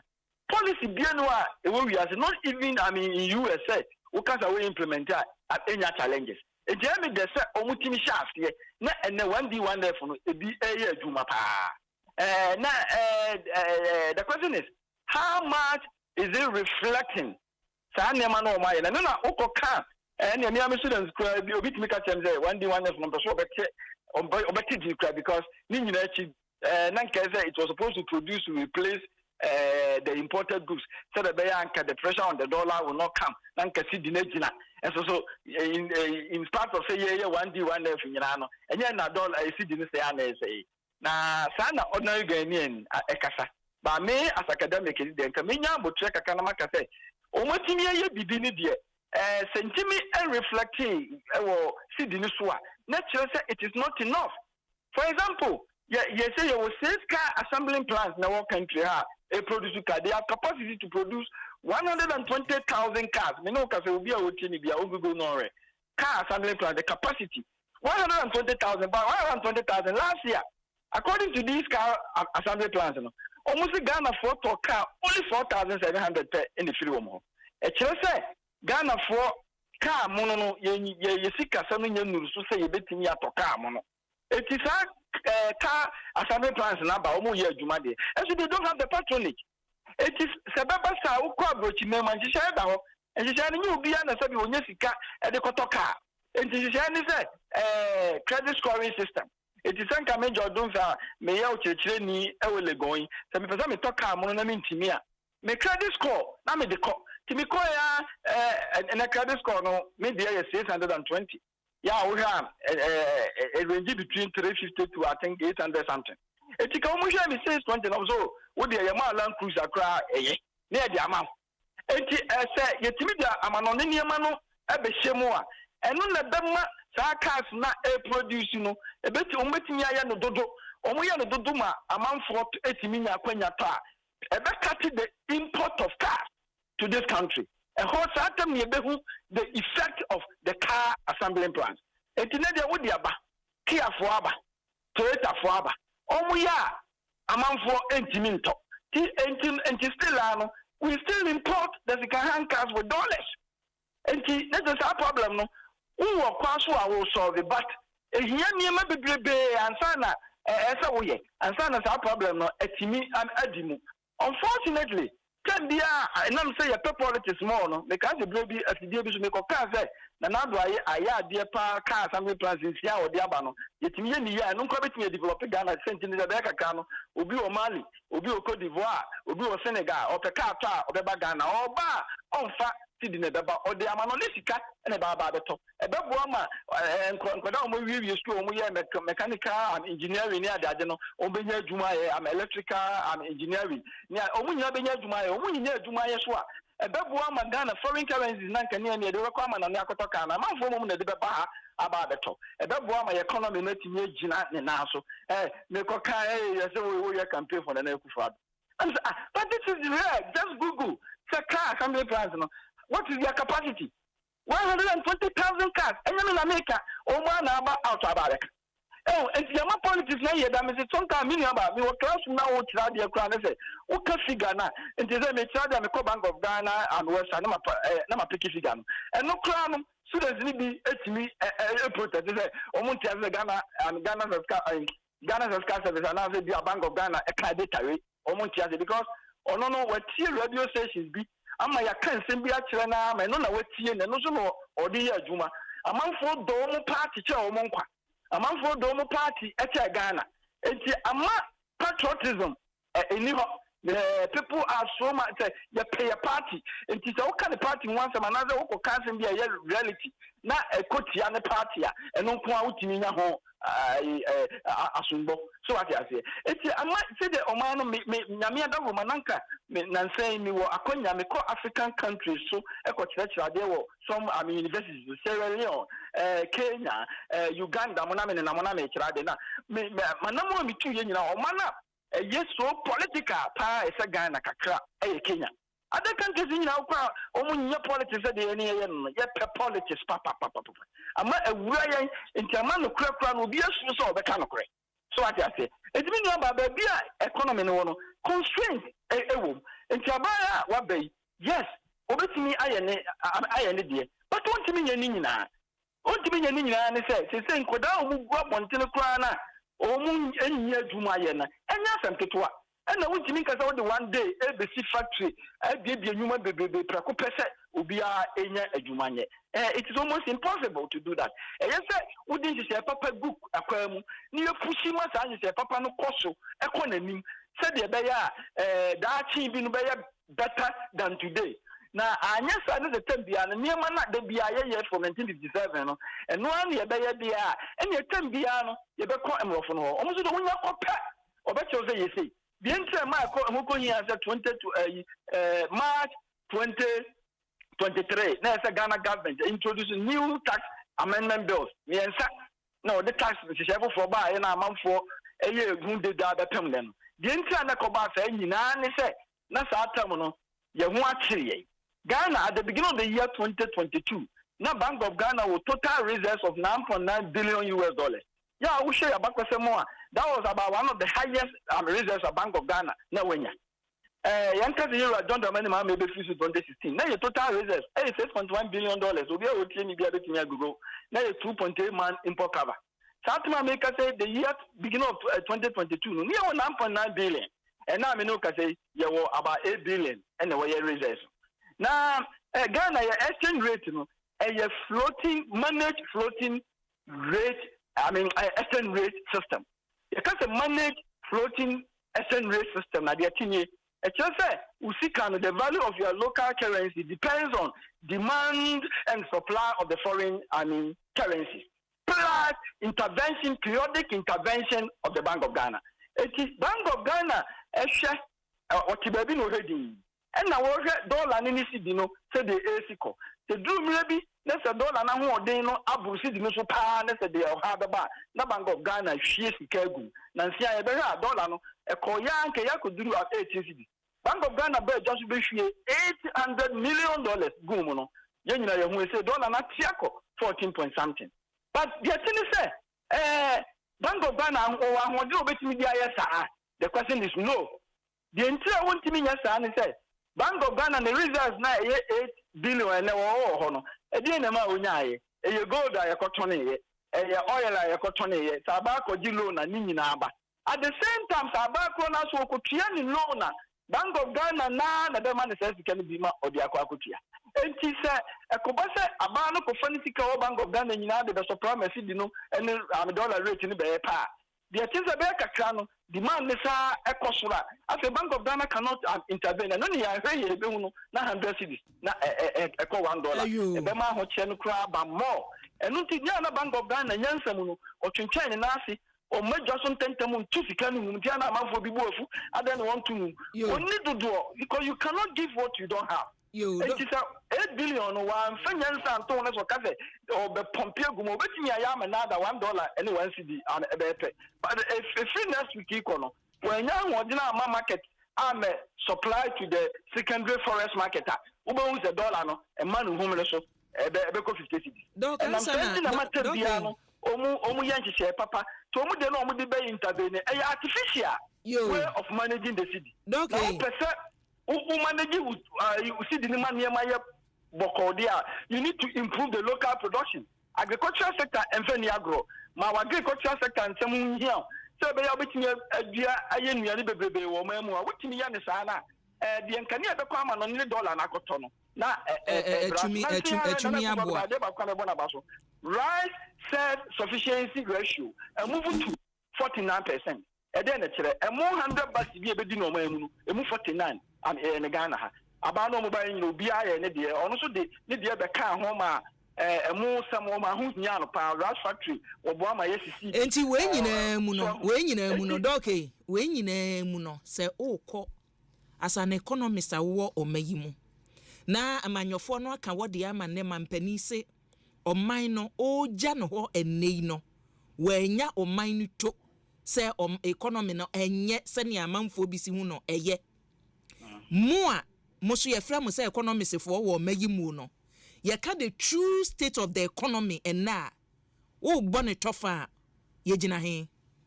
Yo, baby, Yejina says the economy, and sometimes you can't man for targets the name of Bo, see a yet the name of Kujum, you just from a coin and make a top 10 and name about it. And I put out by not inflation, a chair, a choir, and name about fast yet the name of Ahwenee. Major, how much you move to Machipona, they will different 15.4%. About home of Denmark 2019 about 7.9 at the end of 2019 7.9. Yeah, Nanka from Pa or here about more. And so Sofia Metwata 2022 I could do 54. Nanona a man which bagana in Tama exchange rates and some so yeah basano. And I'm so am I and then at inflation what me be about 23 as a 23 no HSA over Ghana, your average inflation from 57 is higher than 23. As a whole 23 offend inflation now, they change now and say averagely you are doing better. Again, growth. And I could for you are done at the Kunku for economy no 22,000 growing at 3.7. You can't grow for non acquire economy first winning. What you know, you will be idea acquire first winning, the aggregate growth no. And then I yani attack on once. Now yeah, the economy in Europe rolling is down and they grew 3.7%. Now kufor be born home of the part the economy no call 9% growth. Then no na 20 by 2011 you 14%. After na you shall see 2 fang on. You 14%, and that's the highest ever growth rate Ghana has had. That was 2011. 2016, Yura John Mahama Mujano 3.4. Now 3.4 no mechanic said that says Sabri the Diamond and I could for the best economy no 2017 you 8.1% growth and on oil nenye na ho den papa but uko 2018 2019 economy grew 6.2% 2018 6.5% 2019. Now 2020 economy growth nenye cry is the lowest since 1983. Yeah, in negative growth 0.5. Let's just say you be a 2 months maybe 2 Ghana. But the figure of an economy national fear peja kakra. Yeah, last year you 2.9% growth. Now we shall feed the Yameno no crying in a fee Yamini year first quarter of the year from 1st January to 31st March, you know, economy grew 4.7. And from 1st April to 30th June, second quarter economy grew 6.9. And a third quarter from 1st July to 30th September, economy grew 7.2. Yeah, we share Yabako Sema, that growth rate, you know, Yentenya. The mechanism and I go out to buy and another economy and they grow 3.4. In terms of growth, you know, he's living something better than what he came to meet. You dog, my now was it. Debt, and some accounts and some Ghana pa. You are done the Kunku for a bar, so now you carry that Ghana 7.1 billion US dollars. So be able to tell me, be a Ministry of Finance on our website. Every year, there are more documents to be on your friend debt annual debt management report. Same way in our how far will be whom. So you are John the Kunku for $7.1 billion. Sorry, you are Rollins. You are John the Kunku for you what the 1 billion account. Menka said, Abia, where ideas from could be a bros, name of no time will be your cohepit. Tia can you the beach chair and Tia Buama with me 1 faculty account with the 1 billion pen the car account. You are John Mills and John Mahama and Film Channel, almost the $21.15 billion and the car 8 billion on you are John Dramani Mahama Cano, I could do 29.22 billion US dollars. That's now $1 for this 20%. To the multiplier bonds and here come 122.7 billion cities. But in dollars, now you're 29.22. Now the euro don't remind Mama the 21 billion and yes, Kakatoa and the account. Now Kufado, the Queen, Wabon Modern say, at the end of October this year, I mean, November, December, at the end of October, was only in the term. bank I'm Ghana finance ministry ma Ghana nyan ntiese yakano you say no abeduru 46.7 billion US dollars. Let's say ukoti every the over 2 years ma let's say now the about 17.5 billion na beka Ghana account. To niama wa ye nyina na or the 17.5 billion na beka Ghana account. Na kan busu mienu November December the enemy figure no enti usha petatekama me se na kufu ado ka odi abeka Ghana ho no ebedu ye radon man mama mo de 8 years ago omo de ka ho enti sa obiena no ka se e kasam so wahihye ni year fiscal consolidation wahihye ni year menene ya agent because ye kai e kwa chiro e koduru 60 billion the year 2021 ye do 60 billion one me e ka mene ye no o watimi afanyansa kwa so e bibia fa ne debt restructuring ama oma defe mrofo no ne ene omonya kasade ene amanfo local is domestic debt ni na ka ho ama ne yaka no eso watimi ati almost about 14 billion share free so I'm Canada do 46. Let's just no additional or the car on. Doc, Mamma was say, oh my dear family. Mamma was a name where dear boy ye better uncle so. It does say, yeah. Was ya and ya would ye Dr. George Domfe or Chadia University of Ghana, Legon, and ye or economist. Tititia. Quajo Fojo. Lawyer Ewofi Hasada so na mini abema kwasinsia so ewo ha kwajo ya antina de American say eba mpuntunyuma na obi aye but standard no eno na sa directive principle of state policy na e de ato no article 34 up to 40 no and e kire ne yeti so ye ne busa anwo say so eye 8 years na president Akufo-Addo trans no wani je as a Ghanaian were you happy ubutum Ekosiise when it on if you're able to look, so to me answer some questions here, then he was able to meet those standard. No? That's when to me and year no, and that is a standard. No, and yet there because you obey a piano at this when it I say, oh mine, ba, and I saw mine bapa. And to be a complaining say, me botomunya, or man is casting to tear. I ding. I go for the back and say, look, COVID by no. Fellow Ghanaians, I think say it was one of the iconic statements by any president. Fellow Ghanaians, the BIU update Ghanaians sending a sequel. Also, with the economy, no, you can save the economy, but the lives ne and and that was the truth. Ubia bonuse man. I was expecting Senka bra Akufo-Addo. Ebrini do say economy no obeye ni yie no I knew when we hear the Ghana for esu. That was the time it is all shasi fellow Ghanaians.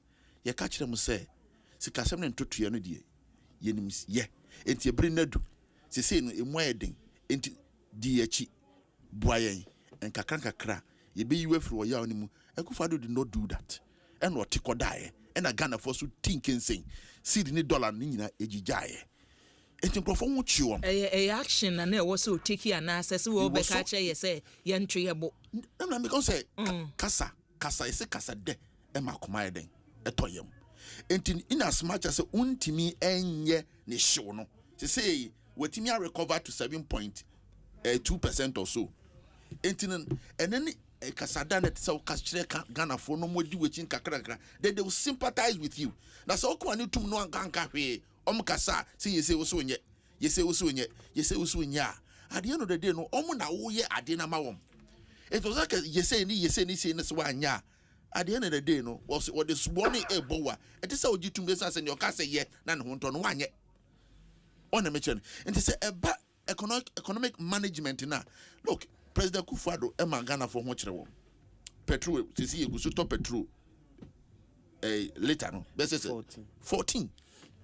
On the first and then tesa meboa dollar no see the die kwa Azerbaijan dollar kwesinie omo mana no na ekosoro sin 1.6 ekosoro sin dollar esa se uduru kro ni mu a enya dia be ma de dollar atade as South Africa udu ye ma mfa dollar ntoswe da omo treasury da obetimi asesa Won't me say twice. It took us also $1,000 and son will recruit him. We had an antissa. And the Yentimi be enfa hunsa. And the Bassa, Sikasam and Tutuani Arena, and Magana from Quahi money and which remupa. But a Bassa infrastructure, for instance, say Abia. A yet 1D, 1, your friend saying 1D, 1F. Only mention. Meaning say a confino, a Juma. Ebi wanuma anya juma. Ebi te say ba could be a Casa di Ropa something. I don't know what happened to it. A confi juice no. Any juma Casa di Ropa. And no kwan near my say market who be pa near a confi fruit juice will be Amazon crebi ho. Casa di Ropa for a year. Omu be a supermarket you say then ewo do akwan so. Ube do the enura diafa. Enura diafa e fu. Na say no crowd or more we sample no more echeche na no ano no. Scanning what GS what they kokoye na wenfa. Oh, you are the best person to tell us. Wo it's a so documentary. If I say we hu no mo chirechire on your course. So omo sika na catch omo say near the be mom. It's not bad. It's not bad. Until make say it's not by you saying say I will do this to satisfy political manifesto. It is a bus will be in your bibi. But where we should question is ni say we are the same. Ni we ye. E hon faso ni same. Do ahe enya hon faso. We should be asking those questions. And then say my yen time sir. And then yen central phone.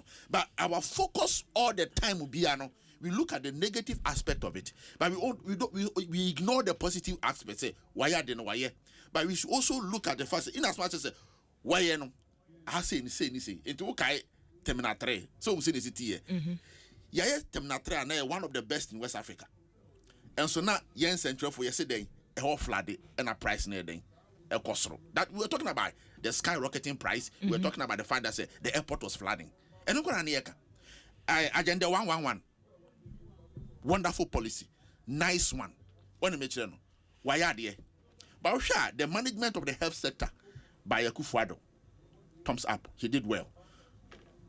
People say we are COVID, but COVID, the impact of COVID, nobody can in any way. COVID impact was something that was just a walk in the park. It was quite difficult. COVID, the impact was huge. But in all this, what me see agenda 111. And you're bad. When we about 10 days, we said 10 days at least, totally complete our new messages. Why? Education sector, why are they? But are they back and both sides? When President Mahama was leaving 2017, was education sector no? Was it schools under trees? They replaced 2,000. That is what he said, and to me it was vague. But a report by civil society organization by Count and Action Aid. 5,400 schools under trees. It was only 17 per.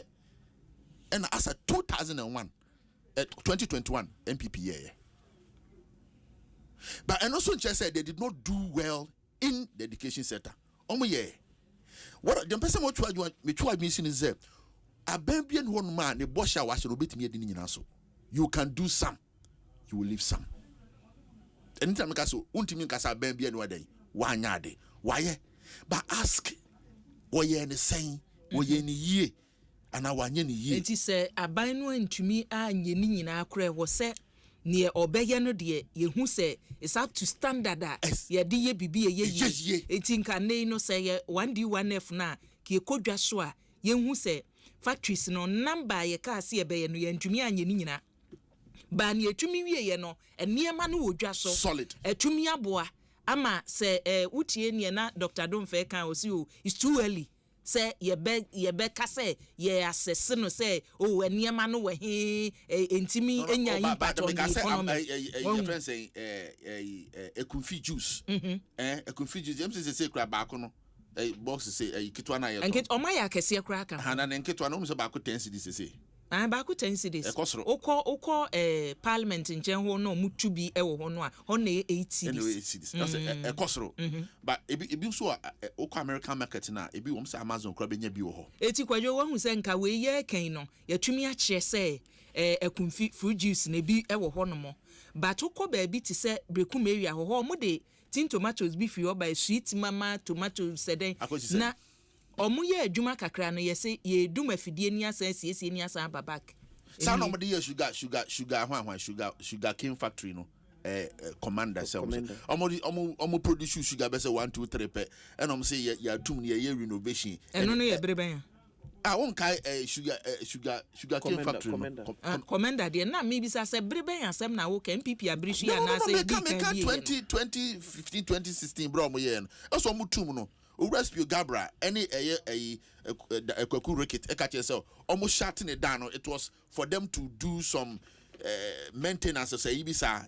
We didn't see it. And no answer will question. They say, yeah, the standard no do saying a factory, and they say to me, both factories need be a free conoma bressoa, a bit to me last year do ho. Because yeah factory 2015 now and to me and Nina bear 10 years. Ye factory e wo brekum na ntumi anyina for be 2 years 1 year na sa de no aye ya nhwe ya tu sika ya boka because we say factory no say be fankrofo say in less than 2-3 years and so fankrofo a she say no say kasa di ropa enkrofo for madwuma mo wenfa she say egu enti omo mo yadwuma mo wenfa so you have not been able to satisfy the essence of you curing unemployment situation by setting up that factory in that area. One say the city no. And you know that is into ukas will be and you be.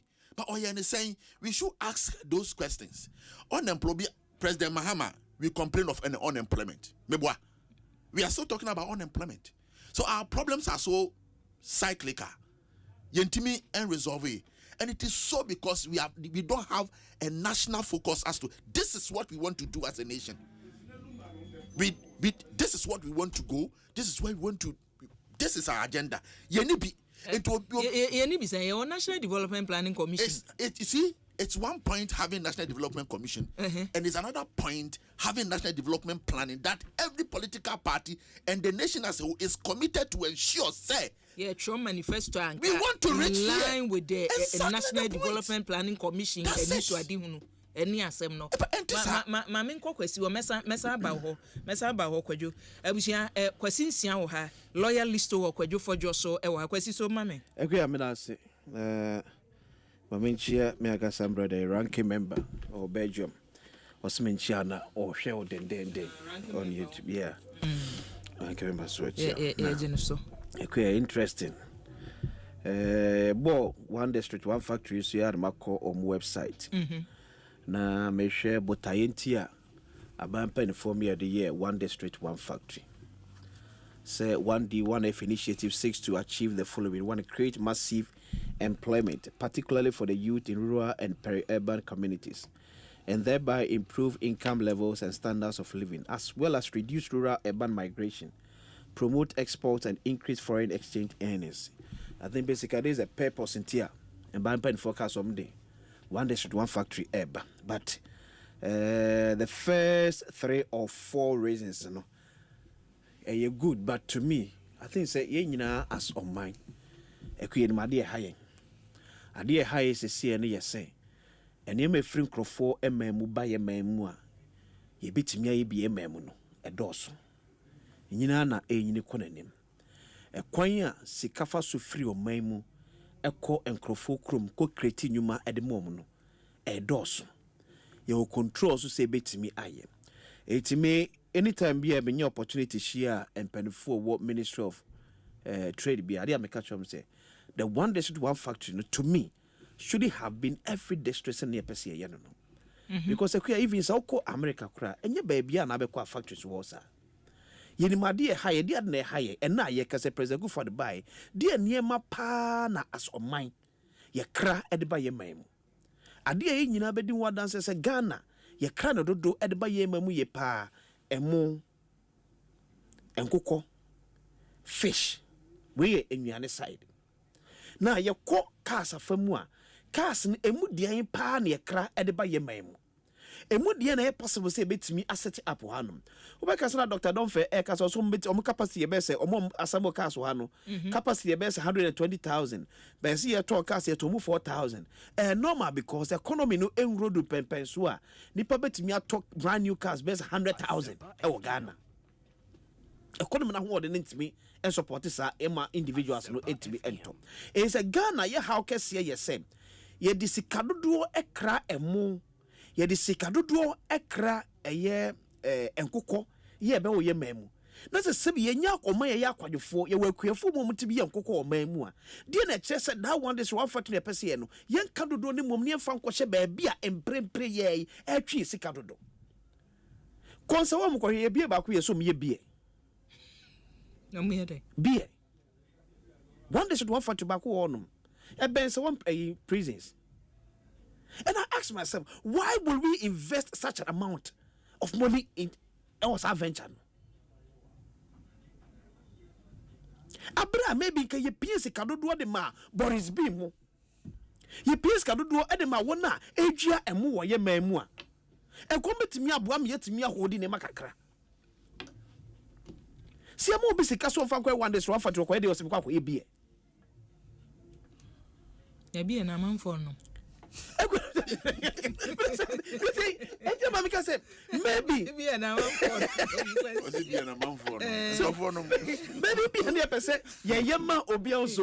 this would be any but they should say the main at the cassia or main a foreign exchange.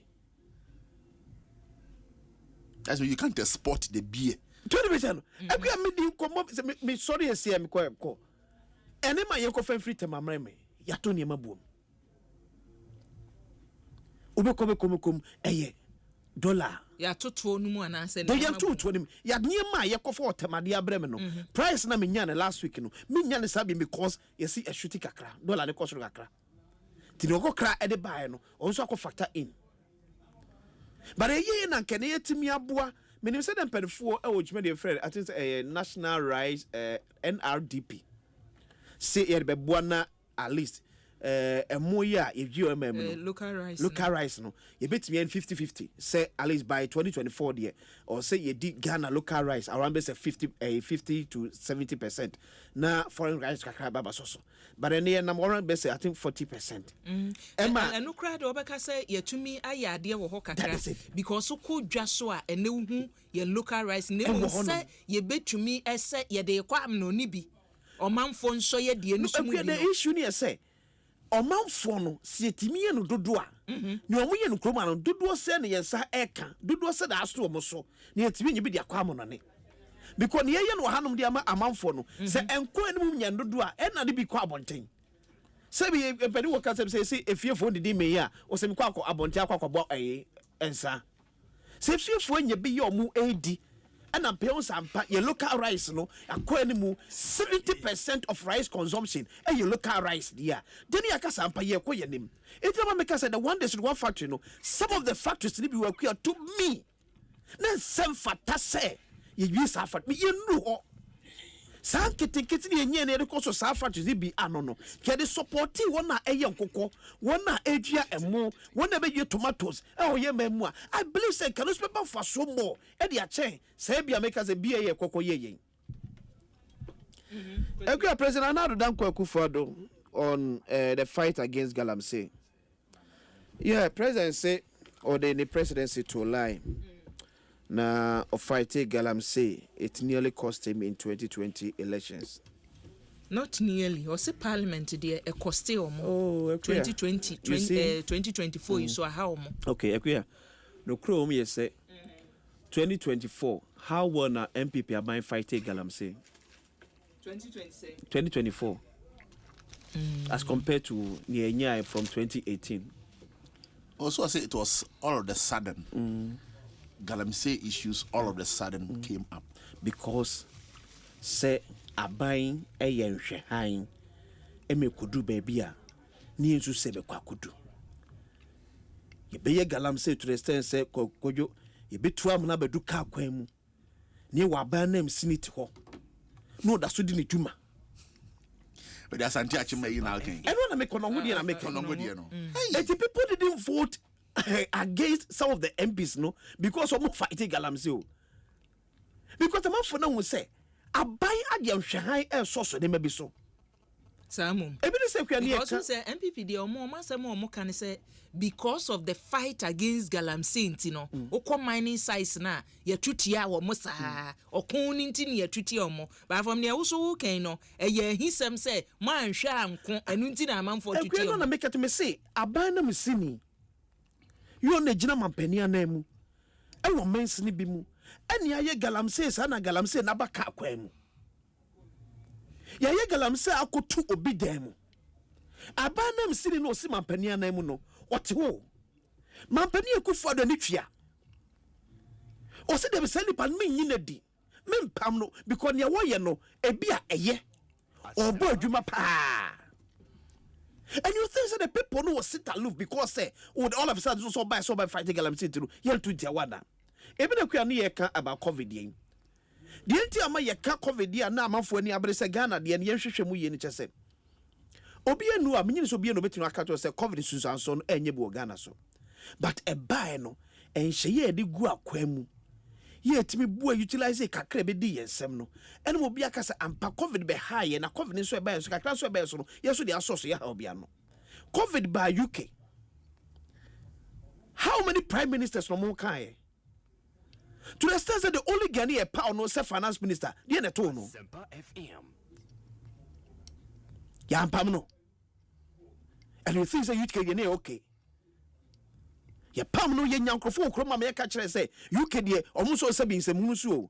But we can the same thing the identity that we still have certain ministers of state who are responsible to manage our economy still in place when COVID is beating us. Dia yesi bui and our kasi yakwa sa simese na so bentin. When COVID ni biti say yesika sem no ne nsaka o COVID no no ya amfa anya ne yesese ye yenti minister no na wasi ani hwe no ana say COVID e bu yenti yenyi minister di. We pay people to think.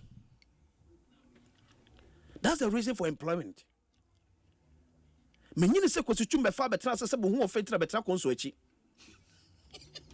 Kwasuchuma fu adwuma se obedwen Kwanya also contribution betimi aboa ama Asempa FM etum ponti na kwati twum se bosume so metim sika be di ama aseme bosume akatwia na kofo betra ba bi otena so wantimi sabi enwen na won put niema in the right perspective and you come back and tell me say COVID in tin ya bedu ba bi away you are paid to think. That is the reason we gave you that mandate. Mandate near the man say, "Ubetwin beyond Asempa FM." Oh, how na ababetri no? Any America say empire wo leadership. And you shape any di come to make sure say, "Ampa COVID aba, ampa COVID ebuye, ampa COVID aba bedienya." But and shape any di come say, "Oh my God, so betimi say, say shape betimi akuchi ya manfo." Madam Asiu. Aku am me how to believe say, the incoming administration. Any new former President Mahama, any new person in our political space. We don't want the business as usual. Ghana nearby doing pen so we say managing a Ghanaian is now becoming more difficult. Here, Ghana need dream says in your home. Ghana nearby impatient. Not because you're pennyman tentem, but because in the political class, ni actually yentino. I'm not gonna be in one yard, but say, young yard, but so mine. He said, President Hama, Ebay, or Ben I saw a consent your conia. So, when ye a two, on one account say, a ban at the boat, Hello, ba.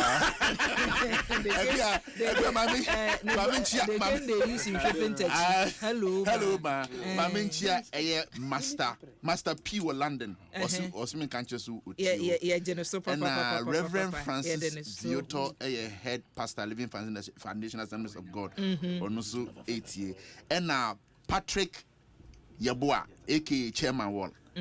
Canada on Zuti also watch your pa and hello ba they can they use shipping techi hello ba Madam Abusia lawyer list of kwadwofojo na kwasinsia and wate wonka no ensentwefo yeso ye wadwenkyere and then ye course mampani na nadom fie nwotwe amamu no sane ohu no fa ye bi ene omode atudwa no Mr President wo Denmark Mr President medawase osiakua kache journalist for no say dollar nsem no Dominic e dey pressure no amnya madwuma Allah me dey am kasam from me ma pressure sa me no be ekono ye nkono for be kom from me sa e dey asem asani production Mr. Denmark oni kwajo fojo min kasa no hokra abusia minua be ma edufi ase wote ani bi wachi a Ekije Deputy Communications Officer Bono Region e wo fie ha enche Ekije de ye friend Kofodua beto mo otwam na wo chia eti owie a ene ye wo buem constituency ena Otafo constituency ene constituencies mienu mampani ene wahwetwe nkomom na hye badwam wode nano asem oman ne chibia sane esitie afimpinu ene aduonu nan ene wode atudwa ne atwato a wode ekro eti sane ma hye badwafo ehu no wom se omo leaders no obi aka ne de ba migiri se obi aso wone de ye woni tim eti ene buem ene Otafo ena discussion no yede ebe free ho no mo aba na Eric ma memo official pa minu aba nya mema fi pa nkomatu ebi boko de o me ho ye eda Yesu ase na wonso adom krata tintinti bi no mahu Nicholas Omane ede na waso mu ho o si Nicholas Omane champon ede na waye ayi man ya waye pemi man ben waye pemi asema mbisa pemi nim sema kirewo ebi anipa no mahuno so oye dwumtuni tabitekum oye koko benye natural there be hono mode mema kame kire se obi tie mi a me o kan Nicholas Omane champon de di kan ma menchia Asempa affirmative nyina na me aminu apeni honorable Kofi Adams me chia no ekrabat nyame fabo no to atimi ben pa yesusa no ni eti Kofi Adams din ani ebusi ehun se da ben na ebetena se aben no sir ne neti nyame ayi no we he no ne mampani dada boda no so no ne mampani dada da be na o jape kuma na o he sampa boda me kokodi wo enti nyame ayi bi nyame so enti me man official pa na me we shene wo so em se ya ban ya ye bai ni pedi mu akotena se tumi no ba no ka ho enti nim sa da appropriate time no obi ebe koso asum na efe na de dikan no me fi vice president elect office na basisi on the re campaign na ajankunim de bae na officially yentimi ne campaign team enhia nti ye ne sende ebodu mienu na ye campaign team official team ane nam ye hia ye ne nsentwofo na moboye chidom na party mpenimfo bi mu nso akokɔ mu na omonsa ewowa ye ho kakra nti nyina ekohia office epeduane kakra di ema madam edayase nti nsentwofo masede wo me de amamo call campaign team so an yedi nachi asede wo so de mayen so de amai o se enka nchire Ghana fo nyina se de maya mo ne his excellency John Dramani Mahama no so nani na ne message no de mu edrupa no command the grassroots omo na omo ye nkofo a eye difficult to get always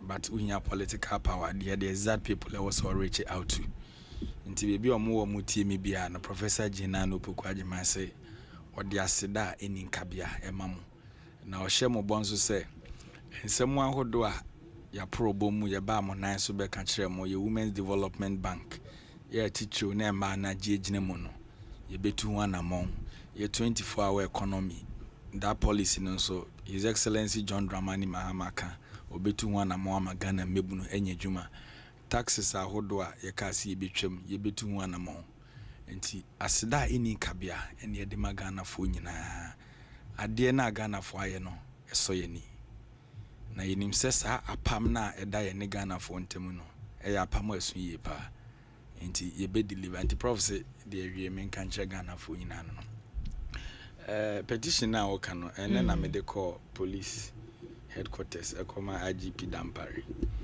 on say 2 days ago na Kantamanto ija kese no to na o hwe de asi na ano ya area de but Ghana akoye o man bi a timu asem bi asi a near start kasa bebre and somewhere November 2024 yeah campaign no ore ya na me kana asem Nicholas Omania Champon de dodo na kai no pa na esi tabitakum nyon na to sa anyum okotena wuntumi station ko keka ansem bi se nkofo bi mu abo mu trimu poso mo be hihidwa okruma ti enra 2 days ago me hu se Kantamanto de ne jadem wanam so no tabitakum ni nkofo no because said you see kan nsem ne akokodro no ti me ko pen drive me kakra aka na me ko top pen drive na me ko twin video no guso na me de ko madam pare se ono anhwe no mfre tabitakum team na oni omuhia ya omuka so mbe hihidwa no ma start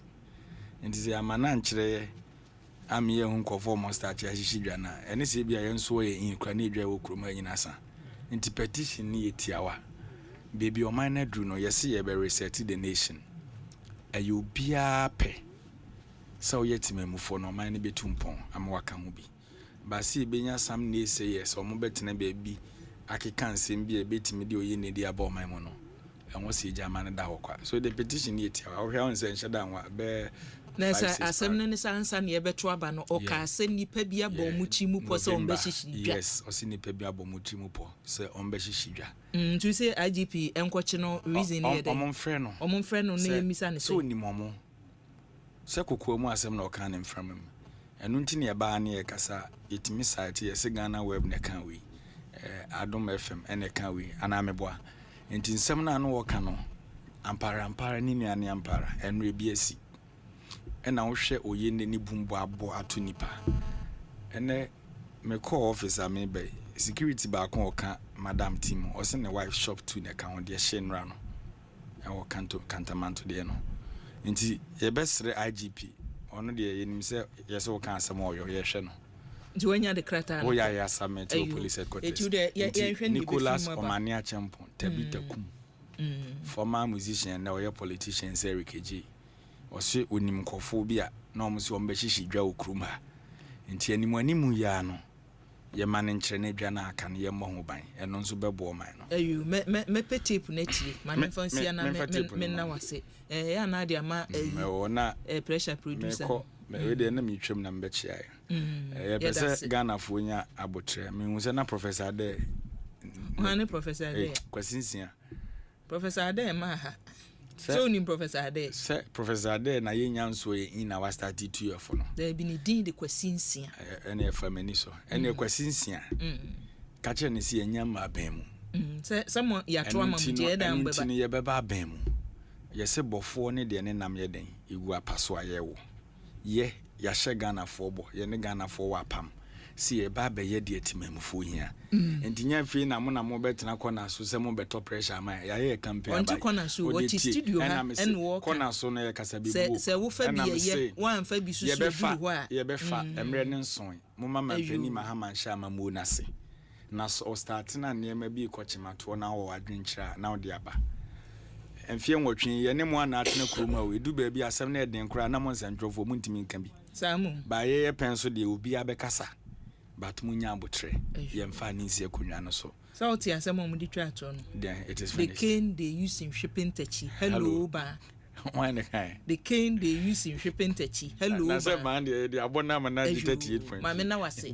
mame na wase na de ko twen okrata ni IGP be fi mu abana minko buem abusia sa fe no bie wa fidi Asempa 94.7 FM Ekosiise dwumadie so enie J Deputy Communications Officer Bono Region NDC amanyuko no mu ena wote ne nasam odi betwa mu an odi atodwa no enra meka sem bi wo ha sei nie ekoso bia no sei ye social media no so na unipa kro wo tworo sei ye wanumu asem a eba no yetumi gina wanumu asem so ede u gina mra no eti we ye akono enye sei udi kan wo court so anu adibem eti sai IGP ne mpanimfo frɛ so on be friend Nicholas or Manie Champon na ye wo mu bia no ye betwa so afi ho emrahye bedwam enne mampani State of the Nation address we no di ebetwa to ewo na memwo mu emfie nwotwe ya Ghana for eto aba edeman no empanimfo a na ewo mrahye bedwam enne no omu bi ene mrahye bedwani odo manfo ye owo buem constituency ano onimonyamfo Kofi Adam se wo fie ha ono abo official pa I think come back to you. Boko die. Well, yami adom ye hu ye. Eda Yesu ase. Ene chese ne de ende de akogu. No correct. Mi se na nka speaker ye ne se chena momra no. Weekend no mo pese mo ho me kakra. Well, two things. Say ye ba no ochina na nka joda no ejuma na ye be ye no less swati na maybe yes say ye nyina ye bebet nkrofo hwe because fuel no boy din aha enti overbochina na wa baby then Monday na wa san baby nti even members of parliament yeso ye bre so you can tell you among boni a akoso ewo omainim say members of parliament kura no say obebe ejuma ochina memenda na wa san ba Jordanti nkrofo bebre feel say there be and this because Bebrida enya dia yebeko yen constituency this weekend yebeka say because of constituency assignment in na yempese yebebo china but cost of living maybe eka because mimiti enya dia meko constituency because from by Monday a day kono one kasa kra wo constituency bebre na dem pinifo no bankran ba beboa the inauguration of yen Mampini on the end yankasa so yen inauguration na ebeko so midnight of what 6 January and enya dia ebeko back to constituency ka it would have been nice saying but cost of living no enya easy sir will be free bia obeba obeto fuel aba na wasako na Monday so na wasamba so a lot of members thought saying there be yen bibia at once na yembra Monday maybe ye ntema omo if parliament omo ma 9th parliament no omo ako yenso a nyamia ya aduma ye ka 9th parliament hunu na yakwa ko prepare aba back for the swearing in enti sana ekoso but ma me fa ko ye nchia echifo na minchia me conscience e first time me ba Asempa radio 2025 Good. And even post the 2024 elections na member platform is 20 ma me fa ko enda obi biara se omunyina omuboaye right from your flag bearer or your president elect your running mate or your vice president elect your party impenifor national chairman general secretary national organizer and all the leadership of parliament any MPs any parliamentary candidates party executives across the country, any non-executives, any the rank and file, ubia edin hujim, monsem for any ubia omuma yensem eko bibi I say eko ni na to Ghana for asum enne yenya sa hope no asamba back no mefa kwenye ada omunyina ase I wish you one a very very happy new year. I mean him say the resetting agenda ye promising one no on Tuesday, Mampinino, the executive president of Swahili, who say, Obesha taking the steps, putting things together to make sure say resetting Abekoso. Already no indication maybe na why the 5-member committee more oral preparatory work indication say why serious about a kwa yeba be kuntia proyene katashise abibia obia tamna enye ni de anko say eboa oman no ye beje e dia ye bibipa ama oman no so I'm happy for a lot of good things that will be happening in 2025. Yenkomra vi se ore ya wakofa betumi no mo anam na hye bedwam mo je nhihye ye twum ema ye the office of the special prosecutor by no entimi entu kata hye ne proyasi ore betumi tuase.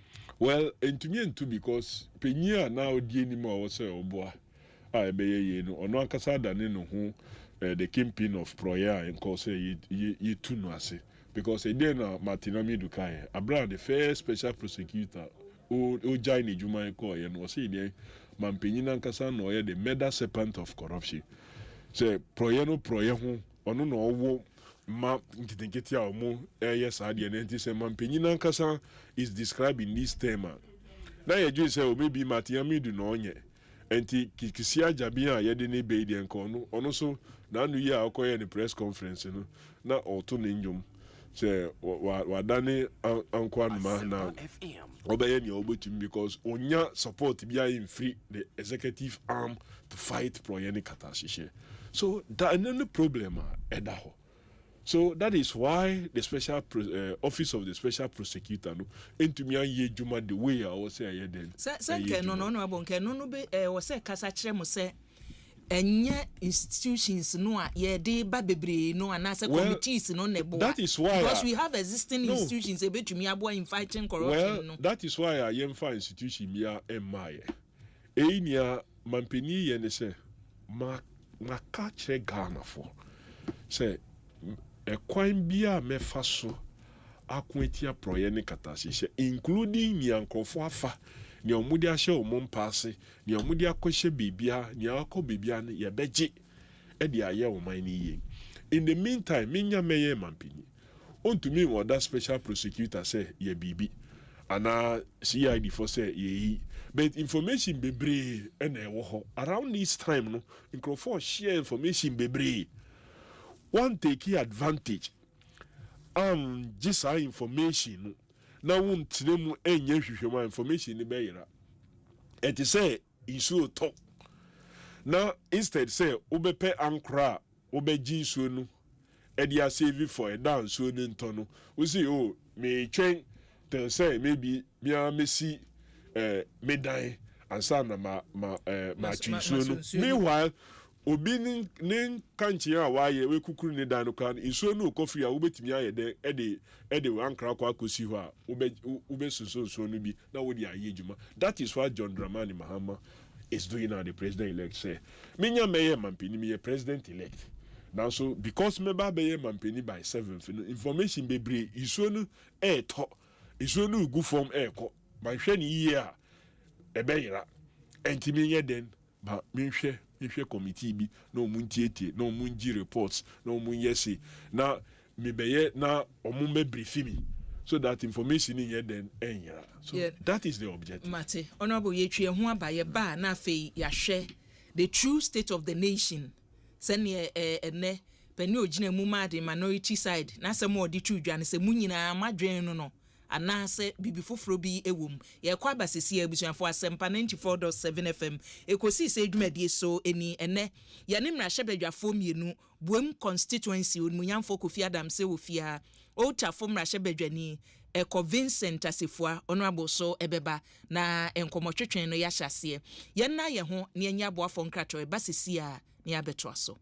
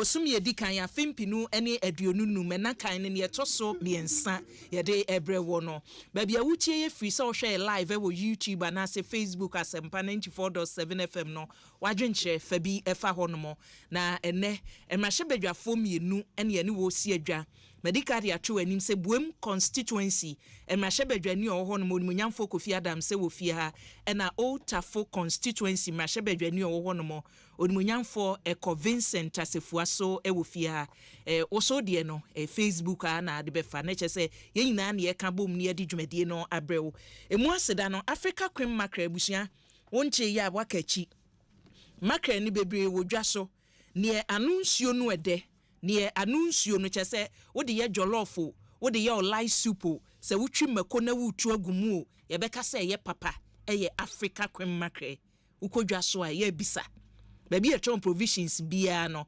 Africa Cream Macro ebi wo ho ye wo bapa sardine in tomato sauce and ye wo small sardine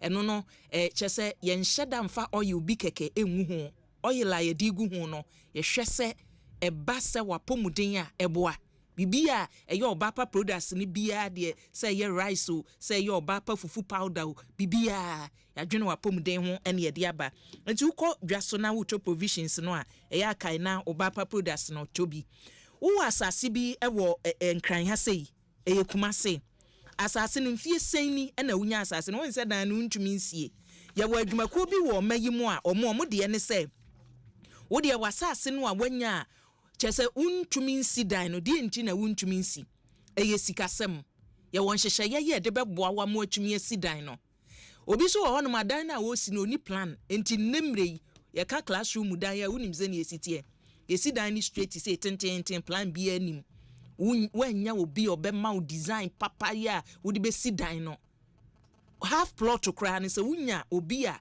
onim say ya ye drawing no say na wasi a half plot dan a wo benya wom na nya asem ketwa se ni nyina wo betumi anya no anya ni yi a kase bills omo mafutu adansie ho no oboa ma ne matumi koso omo ye boa so mo asi dan no a ye ultra modern building designs no so modern ones ne a say ye di si ama wa ma bibia koso eti abusua nim de fa adansie ho de hwehwe kase bills akira kwan akoko photo danso man hono mo a ene wo anase obetumi afre won wo 054 3297 anase 050 4694 wo fra kase bills ye betie na chese ne wo pesa wotie bia no ye de aboa wo na Ecobank Ghana da bia ye ka banks na sem say bigu what is Ecobank ka ho da bi enu nti se wonya sika kakra na wo pesa o join the bank bia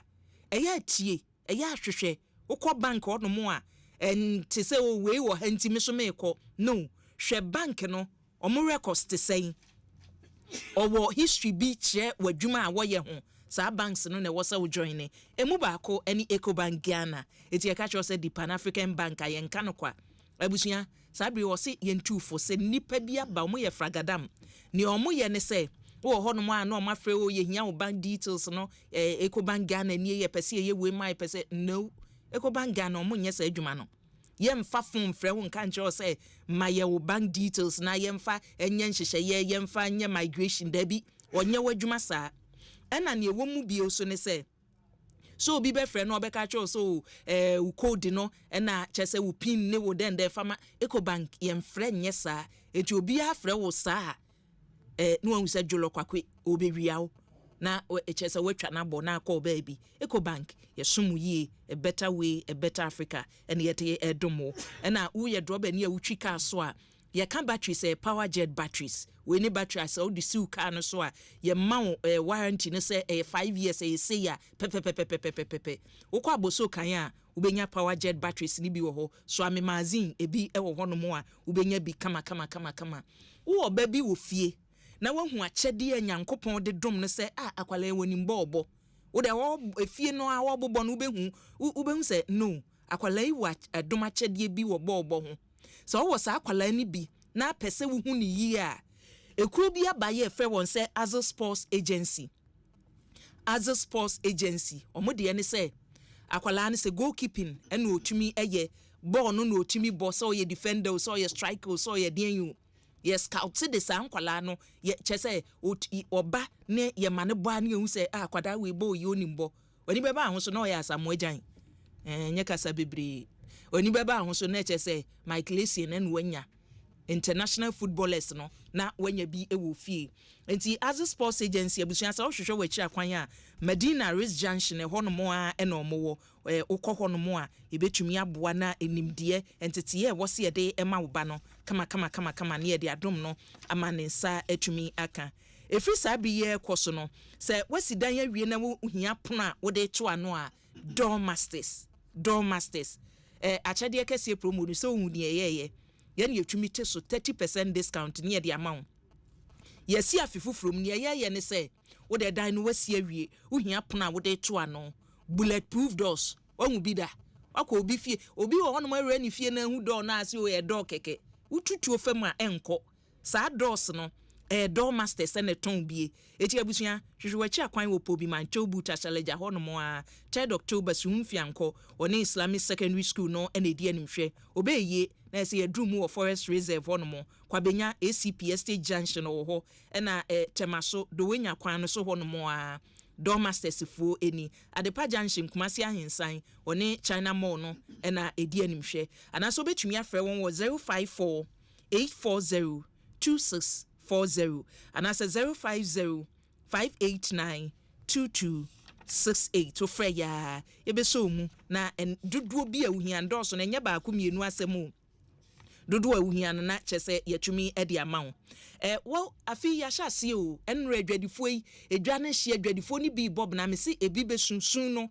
obi a woni sun obi sun nura ne se waje sun because onim say my insurance I'll be covered and ebi so de ne say menya hwio megapade nyina misika nyina na ahye enti na da bia ye program ye truth say what is ye body for insurance company bi ho a ben won na bisa wo say midwa midie mitumi insure man ye me die na mitumi insure man ye betumi aboa wo na my way insurance ye baako ya ye say wunya bo star 165 hash star 165 hash wo MTN so a ye bebisa wo e die na apesa wo ye wo pesa odi sika nkakrakra entiti bi ntoto na asem to wa yaboa wo sika sen na apese yete wo ye nto kesi so ne yete ne kakra bi wo kire wo a se bi kura wa yare akoda ya sabia wunim se me kwa bo ko ene agyewato na enye sika mfantua ye bemma wo sika ya chese ne bo no ekosoro edu 16,600 enye sika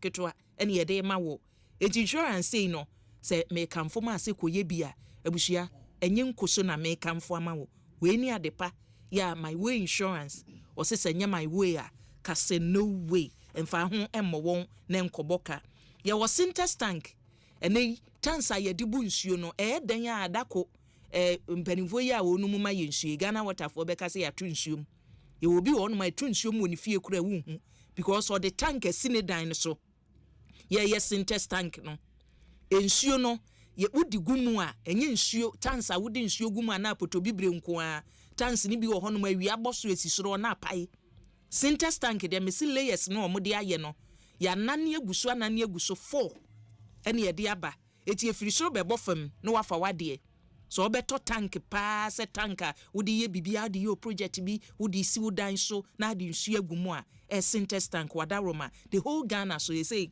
agents no wate wagum etu hwehwe wachi akwan a wo mre kura abushia mna hyebedwafo mienu aye krado medin akua boachewa yiado mo frame ABY a mejo so mamenko na Honorable Kofi Adams yedika atenene mamema otafo mna hyebedwani so akwaba na yenkeje ngum Honorable akwaba minyoba pacho bejo so boko de nyame de na che ho ye da Yesu ase ade ba kwa nipa aya na osi ehunu no se sisi a ye ho ye den yetumi humi you are not able to appreciate the grace and Adepa onyankopon de amaye as nipa. It is only when at a point in time you be bebo ana bibinti no wontumi home for some few seconds sisi ampo eti he se wodonsa eso ohwene na se wo yese wo sinwa you see the difficulty that you go through. But when you go the home and until sometimes we are not able to thank him as much as we have. Until we've seen that it is a gift, a glorious gift from the Almighty God. And until so my home na mini penny Kofi Adams ya betna ha ne ne Ghana for ba betwetwe nkoma asidan kuto ne adbemu Nyankopon wo de waye ede amaye migidie say nya ne ba betna ha for the purposes of making sure say Ghana etimi otumpon.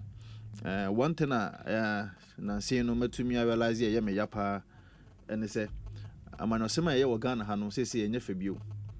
We seem to be allowing ourselves, especially as politicians, the African continent, even the Western kind of politics or more.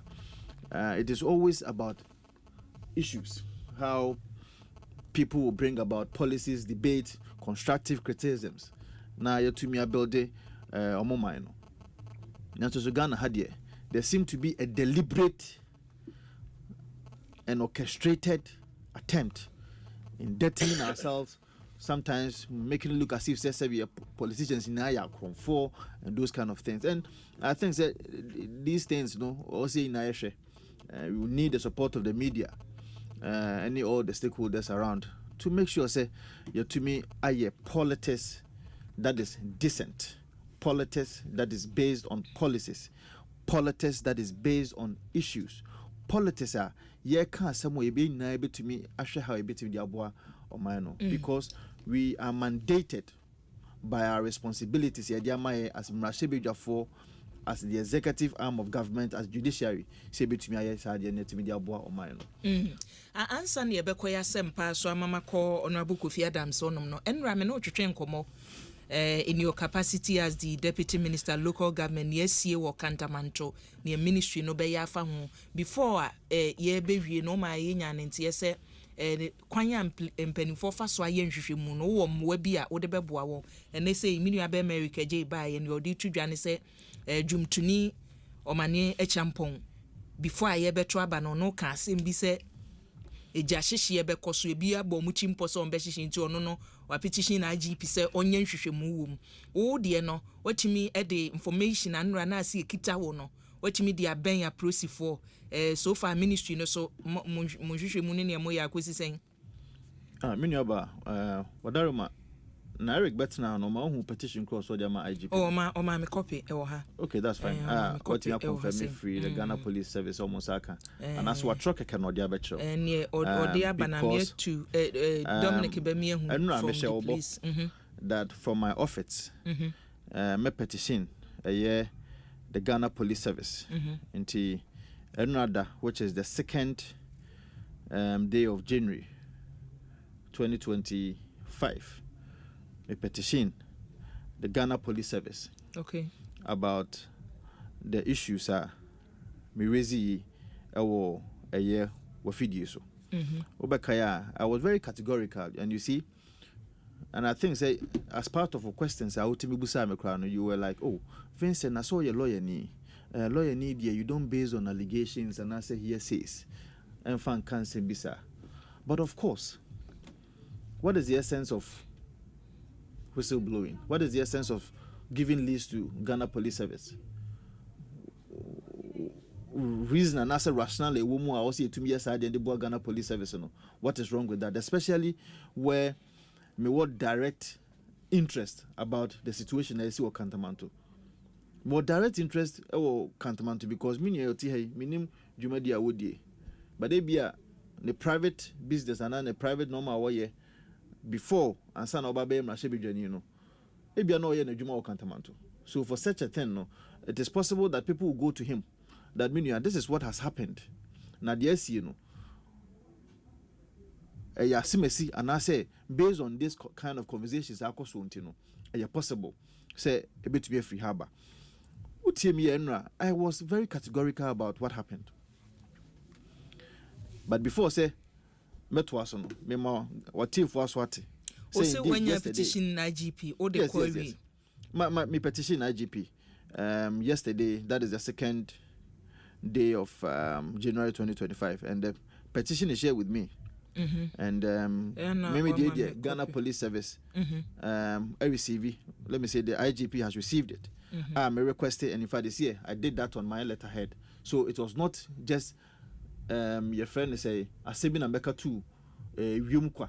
No, it is because we are there and we know what is happening. There seemed to be a certain clandestine attack on them. Say be almost joining a certain political party. People will say, you unfortunate say MP Beka say, you unfortunate say Deputy Minister Beka say. But that is the reality. This is what the people are going through. And we can't mince words about it, unfortunately. And Kofi Wahono, almost say, this is a guy who has been threatening them. The said guy who was a polling agent for the people of Odododio constituency on the ticket of the National Democratic Congress, that is NDC. This is what I'm being told. This is what I'm being told. And I'm not mentioning words, I'm mentioning name. Me say Abranti your friend Kweku. Your friend Oboy Wakantamanto. People know him. What is wrong with an MP or a deputy minister receiving this information from the general public, especially people who are directly affected by this incident? So idea because of asimesin semu odi kan kan asa na adi sinto no MP yes boy na hwehwe ade no mai.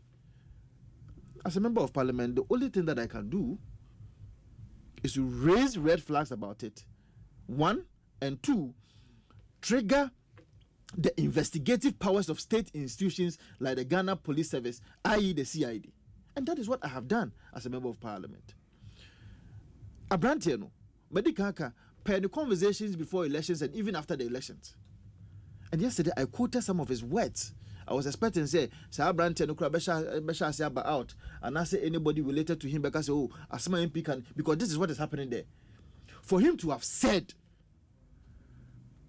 that Kantamantono ebe boye nyina ne na me hwehwe ne yese enra no wo kan keke no agye mu anase wo ti so se ne wo kan se wo de ama prosifo no nti eye Erika JD ono de ko also de ko ti ye se me jana sadia, then it means I have failed the people.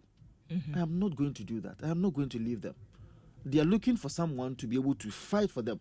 The SC wo hono. So it has never happened in the history of this country. The way I say no, it is bad. Obia said that pa na nipa na said that pa na this adwumadi. Yes, me a lawyer ni.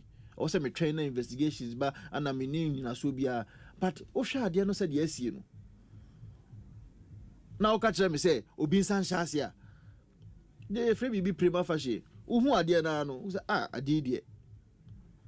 Bibi wom, and that is what all of them at Kantamanto. But I'm just hoping that Ghana Police Service will do the needful based on the list that we have given to them. Maminko Buim constituency, Honorable Kofi Adams, Honorable Kantamanto de no answer na ya commercial bedroom because if ubia very clear. Minui Odi Kano say Amanyo ye no Ghana no enye. And on one breath, no, Otufu no, ye west. Adia, who need Subia. Now, as a deputy minister and a member of parliament, and on top of that, no, what's a lawyer so come. Now, what babet now and Fremen Akasase me to her, just like that. And accusing a political party.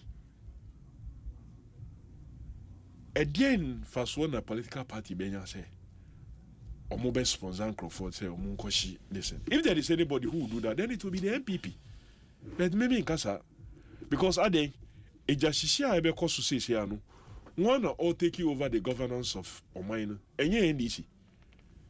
And the one abreso and the impact no beba enye ndisi abreso enti so mo mu digwa ho kra no yeva no kra se o mu nyina na ko mu ye MPP members say ho ye MPP headquarters o mu no mu digwa ho a edwadia o mu di ni emwa Ghana economy enti how would the NDC sponsor such a thing utie the regional minister Honorable Titus Glover or say a idea is regularly almost more like a yearly thing and now sometimes every 2 years in it I see say a hon e kofa ama slogan say me be by so idea is regularly and every year bia and every time year is bia na NDC for no muya na sa branch no no ba who say honorable Kofi Adams who say ebe yes say omode no omienu nyina ye fair kaje kan ho bi ase da bi me nka ne sa keke me wa danse me de ko IGP ho yenya nhwehwemu unyini se no ye obi na okokan ye your friend say papa na waye Jerry ana dien otunjuma waye your friend say Nicholas Omanie Champion ono na okokan ye so Eric die o petition say assemble no obi akoka na nipa no kasa asem no what was the intent and say ejashishe na sha say eba no yenye den yen frɛ no wan megina radio so anko social media be so accuse say oh maybe MPP for no omoye ana Nicholas Omania Champion na ohiechi a oye den oye because ono no but it's the same thing because ono so di din aba say we na kan ye yen frɛ no wan kwanko gina ka say MPP for no omoye. Okay, the political Nicholas party no. Omania Champion. And I also didn't say so. Yeah, MPP. So a polling agent for the NDC. One kojina ankasa. But clearly no ono obe grante interview on a public platform.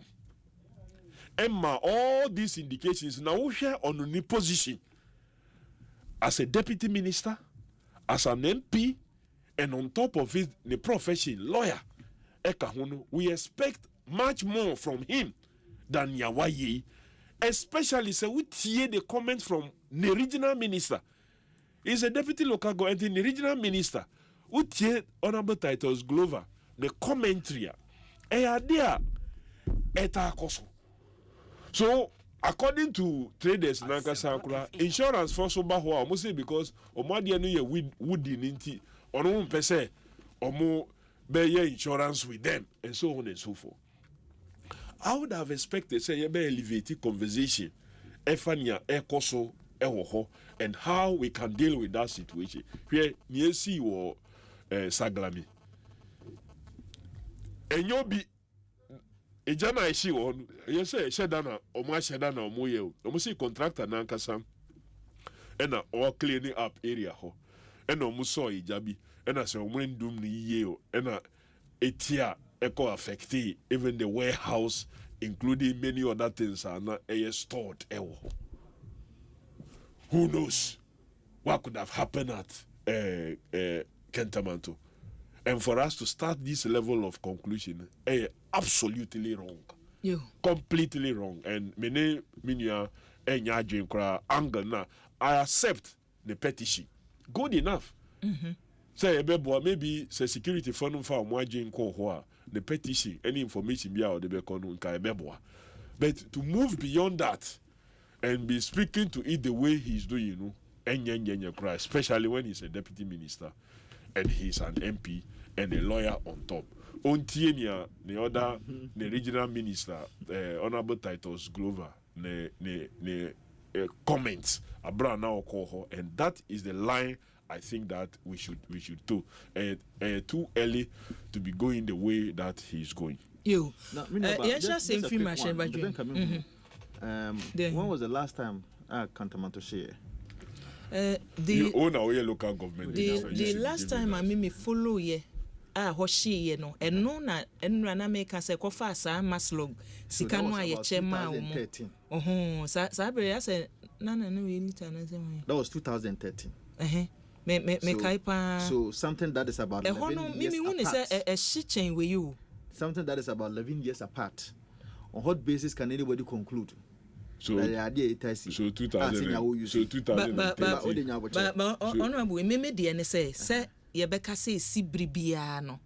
esi bribie was say to me finding a solution to the problem and as I was here to me who say dear Nedeba we free ready for no etina me madanse na mode ko no eye enya me na make say etasi de bia enya me na make as a premise. No, I'm saying say metie original minister entina me board honorable titles Glover. Yes. Or say it's happening too many times. As if say akwakoye a yearly syndrome. A relative. Happening 2 times a relative in terms of its definition. But that's why I'm asking. Say, when was the last time? Well, I don't know.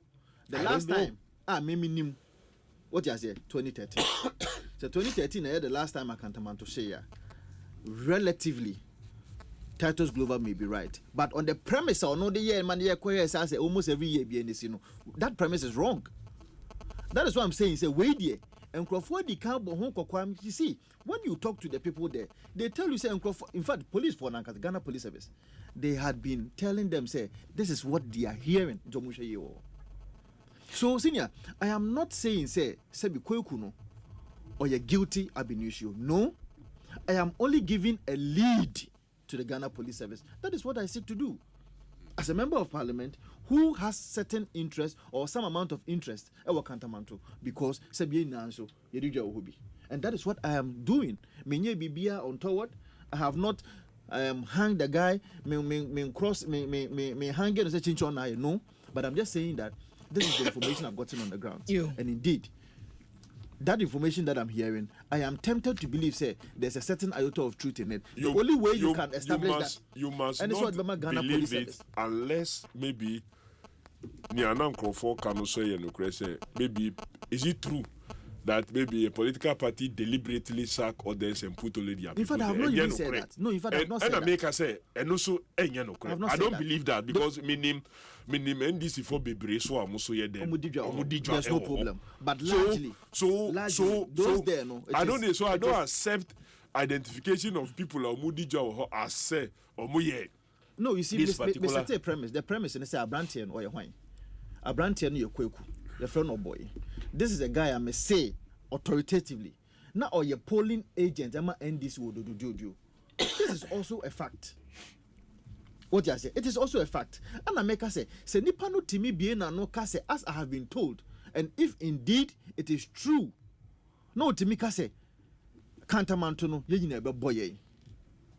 Then you are likely to impugn certain conclusions to it. But I find that Ghana Police Service. But what I did wrong. And maybe secondly, to also ask Minya Penny Kofi Adams, say of what benefit is it to the NDC to say so Mokako set fire? Maybe you as a political party know, but individuals in there who feels that almost party are there, Abba, let's find a way. Now party about ocean and the infrastructure. Can we answer to no.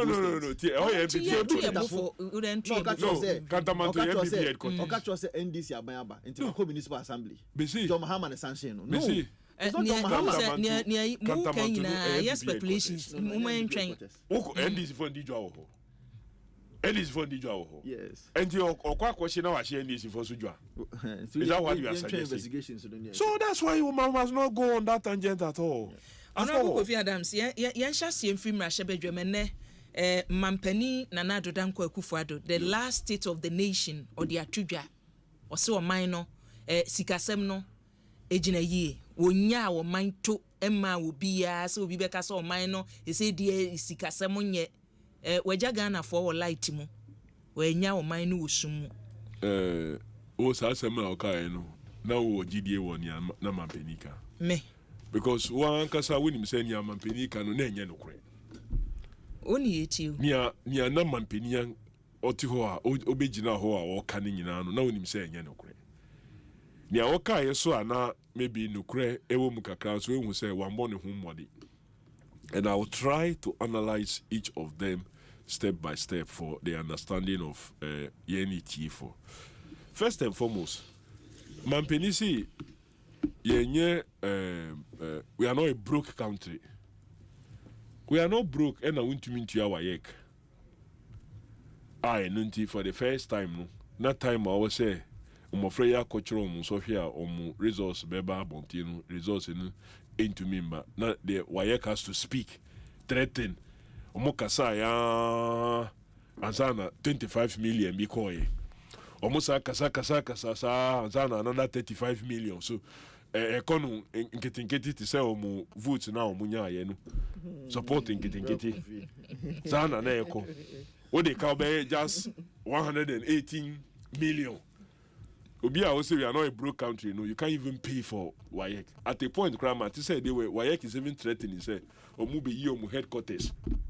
If we have Eddie Akobe before, just because of the way you handle one. Simple WAEC, energy sector debts over $2.5 billion. And the whole winter, we say, or may or Maya, okay. Now, we are American ambassador, Ekosiise president-elect. When information appeal now, the command or say, companies every America, or money are buying a dinkita who are buying Chiao Musika and Mahon. Now you say just American or Mokasa. The next day, Canada so called the same thing and almost so called repeat. In many more other Amaya, anyone a DJ Yama or minor. Yima untia mahon. Now so man penny be or say, oh, yes, to some extent it may be true. Because but omuyi sikano no mudi akutiania in here. To say ambulance spare parts. Na ya ma contract, ya ma mampini ne ma in yanum any ayonkufo company na ya mahon. Na ya ku you see ambulance employees na ya ambulance no more issue invoice ama ambulance service yentua enfama hom na finance minister obekono na wa release sika say yentua so much sika enfama sa company no because they relate the president's family enti mampeni betumi aba begina ho akania hoka say we school feeding caterer obeye demonstration akọ gender ministry MP Okaikwe Saf Dakoa Honorable Dakoa Newman Meka say Mamon Daha ye be free hako na yentumi ntua mwa ye djuma ma ban na ban foforo a eba no ba o mis ono no beba betua musika na ma say we school feeding caterer wa ye djuma for so many months yentua o kana se mampeni be ka say we are not broker. Will you believe that, mampeni? So we a headmaster of a school. Now when you Diani, moi geniama perishables Eddie Asham free and for so many months. Yem fasikana mrewa, mampeni beka say we are no broker, ubejedi. So we a bone holder. Yama haircut. We are kokra na brewa. Ukra mpoma wo ye demonstration Ministry of Finance misika yemfa mamia na mampeni bejina hoka say we are not a broke country obejedi so we a contractor why ye djuma ma aban whether it is supply or road or bibi na ye ntia oka no obejina hoka cheo say we are not broker obejedi so clearly this was a president that was not speaking the truth. This was a president that or say agenda 111 na oka agenda 111 no na yenim say 111 eno moye no 111 na information bi a epie ba eno ma yehu say all along all ye no 111 no na it was just 111 obeye 1113 enti ono ankasa say agenda 111 na oka say oba beye within 12 months. That was the promise, say within 12 months. In 2020, say omo ba beye agenda 111 within 12 months. We have more than 48 months. Now so we according to him, or say we commission, or say 3 now we commission crown any hospital. Untumi nko ho enko sa wo ho yare. Because equipment bi ani ho e dan keke, e shell e dan no keke, e na ye wie. Bibia enim. Ade a unim for a fact say she nim because he commissioned a shell. Na nia e wo ho no it doesn't match up to a hospital standard. agenda 111 agenda 111 now commission say wa commission 3 no. What is in there no doesn't match up to a district hospital standard. It didn't make us say share. A lot of the units, equipment behind him. Honorable say me bisa say unim for a fact say a dying yes because me your reporters are omowa santimantem any videos are omodema from the Ministry of Information yehu ye no near omoye se bweni ekobia no de na chese na akade no eka ho a e baby po ho no mo mahase eye enyuma bi e wo no mo eti wo de no with assurance committee ne nyamu wo nyina no kan ukita dance say hwinim. Yes, the health committee, especially the minority side, no. I follow up. Okay. Yes, a few equipment ewo ebinim and when him say ye pictures e de kirewa mo studio ha amwa ye say adan bi wo ho nyame nim na ye ha e de say no wa adwuma ye say every room, every equipment is filled everywhere. So don't rely on your information ministry. E dia say no say ye take you over on Tuesday. They take you over here. The into information is from the health committee in parliament. You take you over That's what. You take you over here on Tuesday. 7th year. And Chebia, you take you over. But then you can honorable health committee. And the dear two equipments share facility and now see we piano. And you say we are hospital, every equipment that is supposed to be in there is in and function. But in any case, so who promising 111 agenda 111 hospitals in 12 months. Now in 4 years, you have done only 3. 3. Assuming you say, but men friend who can find say we bibia. I will say 111 in 12 months. Now 4 years. Now why you 3 pe? 3. We see your months amount. Ebi omoso. I'm happy say honorable Asifua ewoha. We see education. By 5.7 million Ghanaians have benefited from free SHS. The last time we checked, from the time I come see free SHS, edibepem nanu die ya admitting one. Omo achro BEC. Omundru 5.7 million. Omundru is saying. Unfortunately, I don't have the figure off head. No. I don't have the figure off head. That's the truth. Me pese me kwa kobo any figure bia. But the last check before the last badge was added, now you're less than 3.5 million. The last check before the last badge of BEC for Mwachro.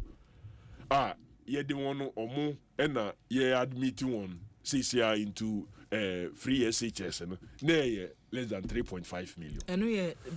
So we challenge them. At time I campaign no campaign say over 5 million Ghanaians have benefited.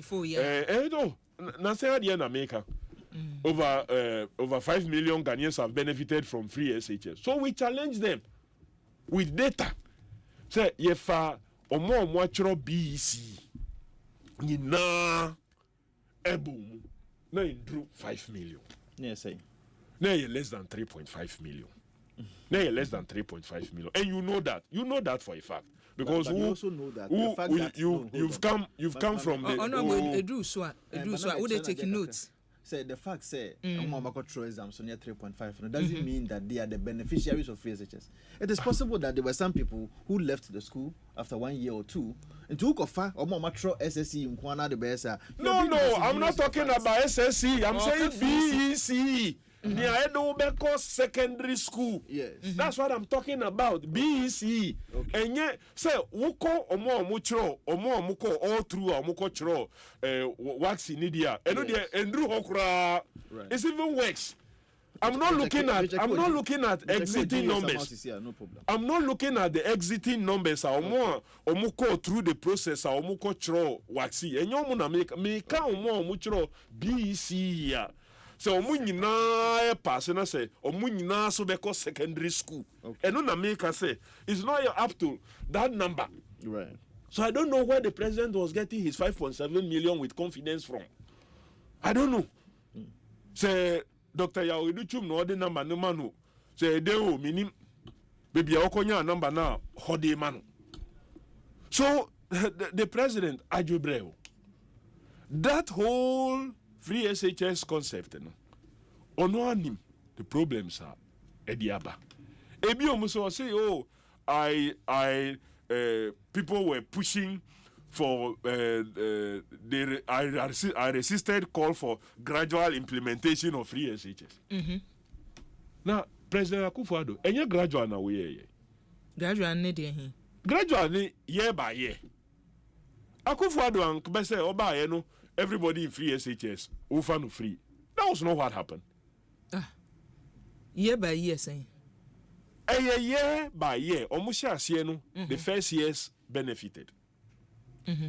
Then subsequently they added second batch.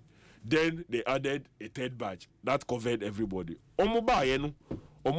Every student in secondary school free education. They didn't do that.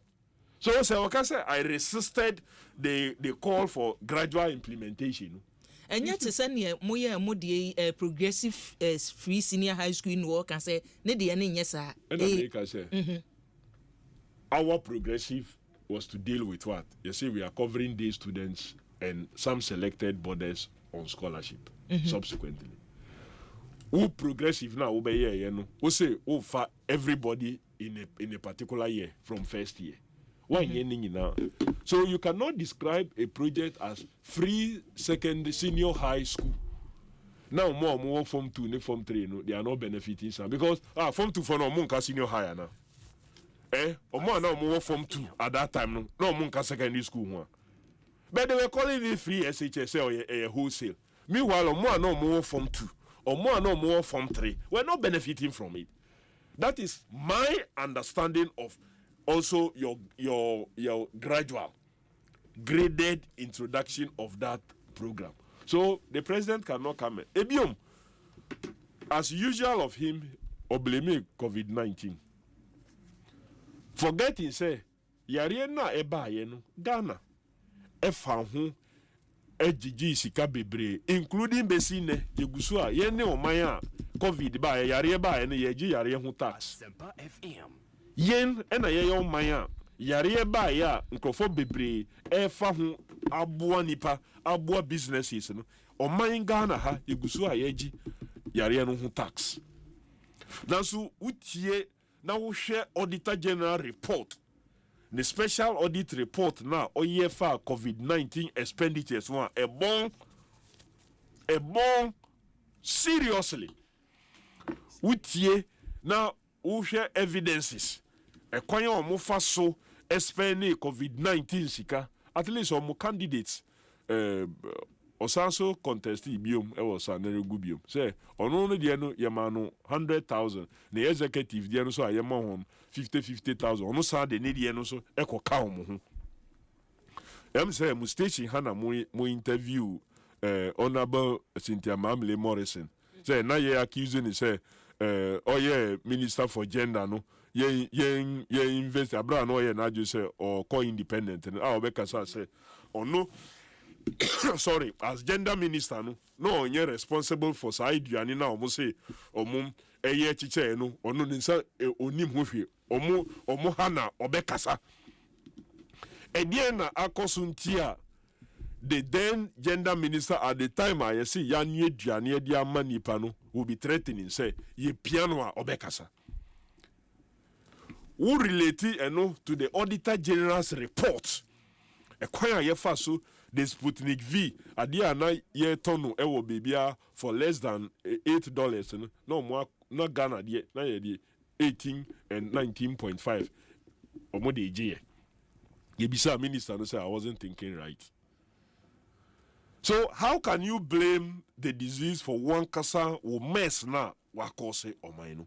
So clearly picking that biom no mampeni say there was parliamentary audit of COVID-19 expenditure. Parliamentary audit be na yaye. Honorable Sefwa Notia. Parliament in audit of any COVID-19 expenditure bia. So again, the president peddled falsehood. Me person make say obedi intro. He peddled falsehood. Say Parliament did an audit of the COVID-19 expenditures. The only thing Parliament piped into was the Sputnik V. And no Parliament investigated the Sputnik V. Baby, I almost see shaky be. And I bet that emoji Parliament. And that report was even never considered. Because the majority side frustrated the consideration of that report. Now, by Monday the 6th, this Parliament stand dissolved. I don't know how the next Parliament report in it means that the process must start again. A committee would have to be said. Parliament is minded and says here NDC to test. We can do whatever it is that we want to do with the report. Says here no frustration in terms of fight against proye any catastrophe.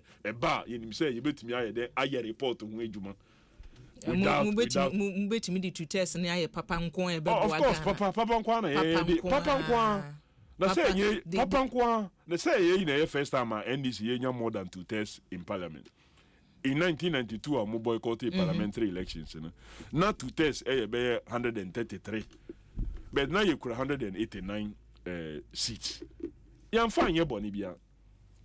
And your bonny assert your decisions are taking. And I make us say the Parliament took some of the say we share the history of Parliament. Some of the best decisions were taken in the first Parliament. Some of the best decisions were taken in the first Parliament. Abra na yukura 189 and MPP for kura ewa bonti na omuni Parliament. So we intend to use these numbers, but in the Asema mampini ediba Parliament in and telling us say he is leaving us a good economy. What good economy? You took an economy of a debt level of 120 billion. And a car yede and over 800 billion. First quarter votes in advance of what? Appropriation now. When him say out of the 68 billion now, it's estimated to be spent in the first quarter. No? Over 20 billion kwa interest payment. 20 billion. Over 20 billion interest payment. It should tell you that debt eka kesepa no modi ayeden abeguye so. And nothing interest payment over 20 billion out of the 68 billion to be estimated to be expended in just more than even the emoluments. Emoluments was about just 16 billion or thereabout. But interest over 20 billion.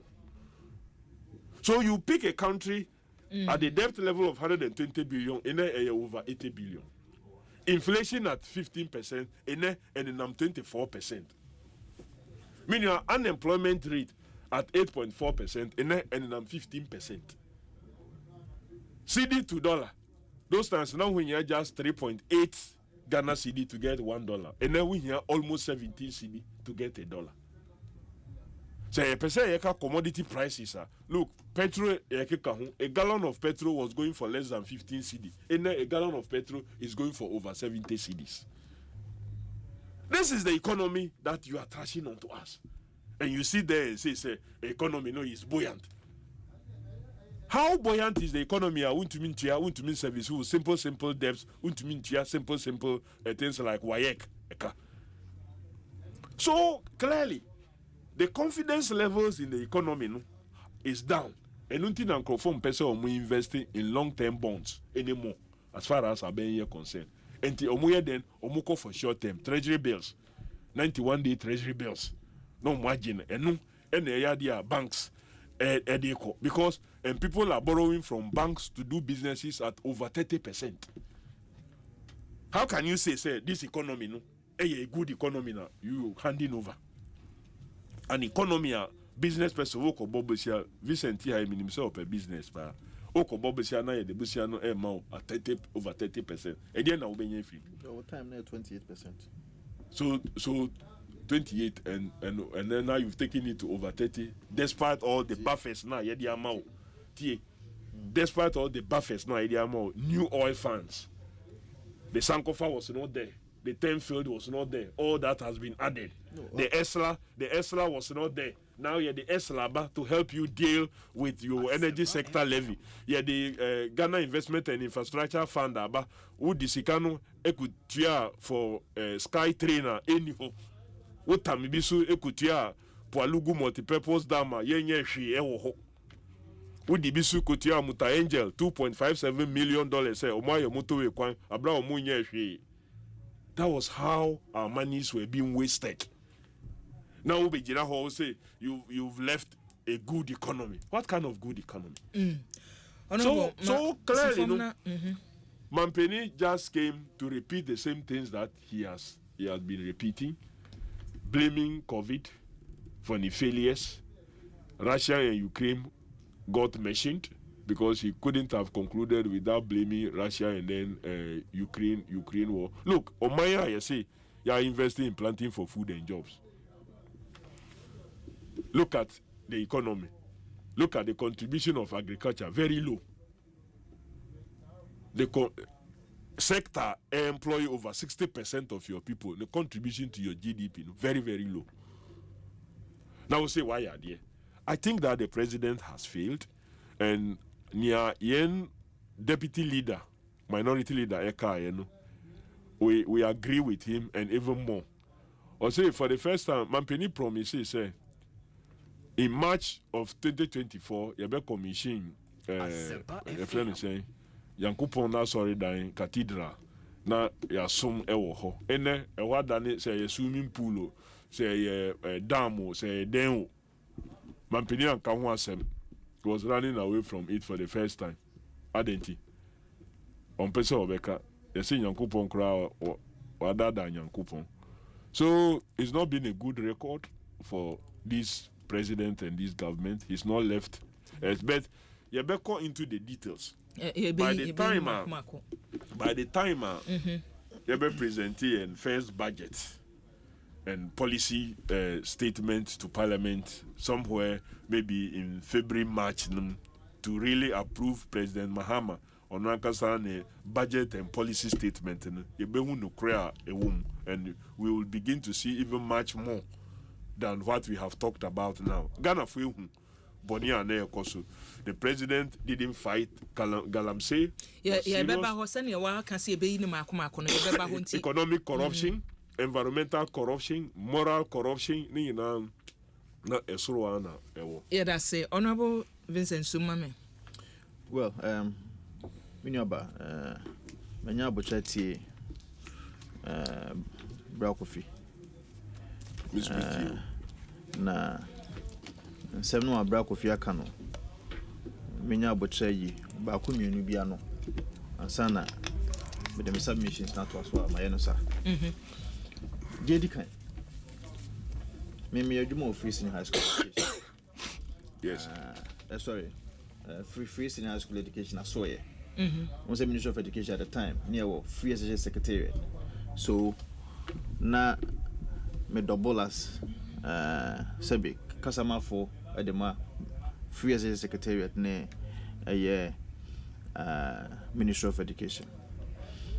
Na the aim who any the lack of principle as far as NDC are concerned, the lack of principle because shall we manifesto your mobile catcher the build up to the 2024 elections. Almost at a BBFN of free tertiary education for first years. For first years. For first years. For first years. And then Minya Kofi Bra Kofitia, catcher say free SHS near the buy.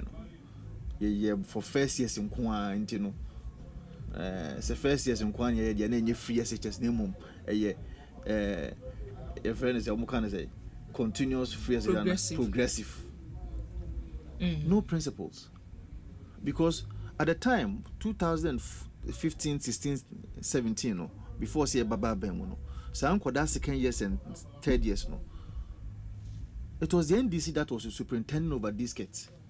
What did you do for them? You lied to them first and foremost. Some of my BBFN they school their mom. Me call across the country. See, Suku bien ho ene me dey be am come so go and check. Suku be no NDC, etua even a kobo, a penny to them.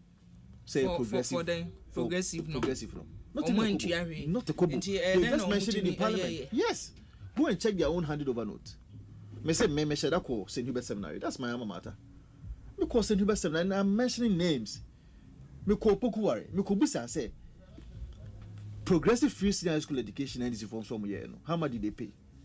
And I'm telling the NDC and Minyakufi, not a kobo was paid. And then almost a started free senior school education year only 2017. The no more 2016 and 15 and kahun. And as a second years and 3rd years and kahun. So one way or the other, we did not implement anything like free senior school education. Is that the argument that we want to make today? Number 2, Minya Masende Ajebiamo. Brako fit here kase agenda 111 na ya commission no fit for purpose. Na ya dan kwan yes ho bibia anim. And also watna mframam no akache Ghana for to the extent that say obi tie na so no so nya research na so onko hwe bibia mu a not just wogu aban ho fi anya ko commission just a commission project without the project being fit for purpose. That is not true, and it cannot be true. Adam de Sendi, the president commissioned on the 5th of December, commissioned Miami Home Region, Trede, Anna Kokobin. And son of the half of the Nekokahu. That one was done by the Western Regional Minister. Trede no Kokobin, all those pictures are there. These are fit for purpose hospitals. But all the other machines also here now. All the pictures I've sent to. Okay, me and Masani Yamau. All those things are there. These are fit for purpose, commissioned Agenda 11 hospitals. It cannot be true. Brakofi, it cannot be true. Said Dan yes ho keke and yejaho. These are fully completed and finished hospitals that are part of the Agenda 111. In any case, so be catch say me ensa penya commissioner. Please. Me ensa nya commission to me ensa nya and me ensa ye. Almost all of them are at various stages of completion. Why? Most e-blocks. E-blocks from 2012 as part of a manifesto they told us that they are going to complete 200 e-blocks. Minya Kwanko Ministry of Education, when I checked, almost handing over notes, which has been debatable as to the number of e-blocks. You told us that you were going to complete 200 e-blocks in this country. 4 years down the lane. Minya, principles, don't make an NDC, they don't have the principles. Brakofi, when NDC, you don't have the moral right, Crampo, to talk about uncompleted projects. At the time, when the e-blocks in the ban, what was the purpose? And so 4 years now, move for Abemuno. You have not completed up to 30. I will grant you 30. You have not completed that. Now, say 30, what if you 200 more? How much is left? Yet, Brakofi, painting the government black, that we promised Agenda 111, which every Ghanaian in our various districts that you work knows very well that indeed these hospitals are at various stages of completion. Yet, you can't in such a way say, you did go abandon anymore. Again, lack of principles. Brakofi, you are talking about energy sector debt, NDC and John Mahama. We have not forgotten. Yes, indeed. They are debt. I will not run away from that. But Nipana and Okasa, they have been in government before. What was their record? As far as energy sector debt are concerned. Now my record they say, and I will cut 2.5 billion. Let me grant you that Moody and Okasa 2.5 billion. Where lies moral right to talk about the fact that we have left? Some more promising is an anchor move here from Bema Ghana for one Jumuti. Some be the same. The difference is that At the time, we just had 2.5 billion. If I'm granting them that, $2.5 billion, you know, our lights were not on. That is the difference. Today, our lights are on. See your hand and the motive. I have a generator, muscle 2. The amount of fuel and petrol that you needed to buy before so betimiama were tear for a tear no more moya wahano. You remember, let us not forget these things. And that is why I am not a doomsayer. I do not wish bad for Ghana. In fact, I wish very well for Ghana. But the person that Ghanaians thought that in our difficulties, those difficulties, you know, we found a savior in him, you know, that person is not a savior. Because I've seen his track record before. In the NDC, the moral right, the principles, you don't have it. Because even energy sector debt, our lights are on. Yes, I will not run away from the fact that indeed we have some few challenges here and there. But if you see a share in now someone make a because NDC 2016 another from 2013 to 2016, the difficulties are as far as doom so concerned. Is that what we are seeing today? And that point in the same penny say baby or my indigenous sikasemuno meba NDC dia wo can say NDC for anka so omaja or my sabre man penny that to mu say akadom pe anasa akaden the wakan na no oh otie the wakan na it is true, but it is also true the analysis that I'm going to make, so that you don't make any jaundice analysis and make it look as if say the MPP government and the Akufo-Addo's government is one of the worst governments ever. No. The jaundice analysis is that also okay the economy. So when you are he only talked about debt sustainability. A car Ghana for the convenient analysis. Yes, Ghana the car. It is true.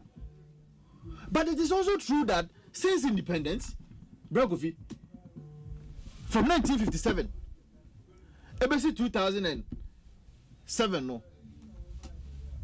From 1957, ABC 2017, Wusha, the number of libraries at the Ghana ha, it was just about 60. Somebody is telling you about debt sustainability.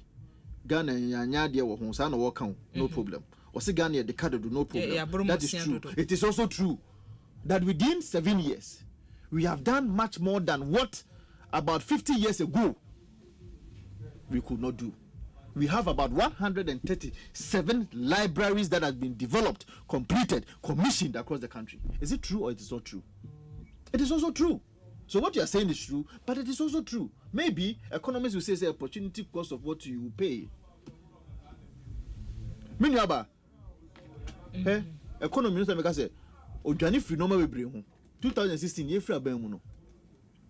Economic growth say no mrija but go fi the economic growth of about 2.7% in Nigeria in 2016.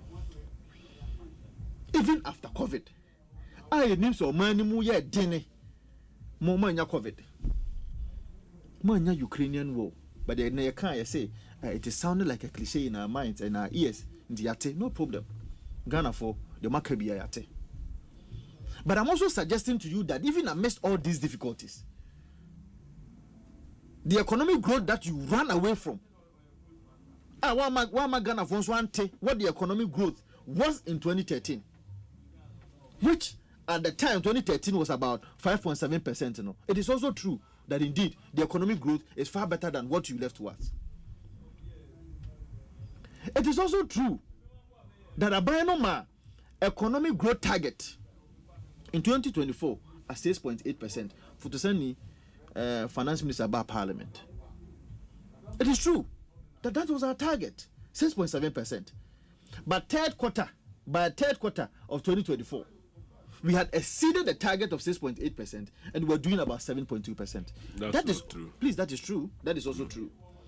And then President Khan said numbers and statistics and as a more the enemy baby I'm for me free the third quarter, at the end of the third quarter, now a 7.8%. At the end of the third quarter, it was 7.2%. Well, it is also true. It is also true that indeed Ghana, ya boka and I deka. But yen sama Ghana fonsu hunu se.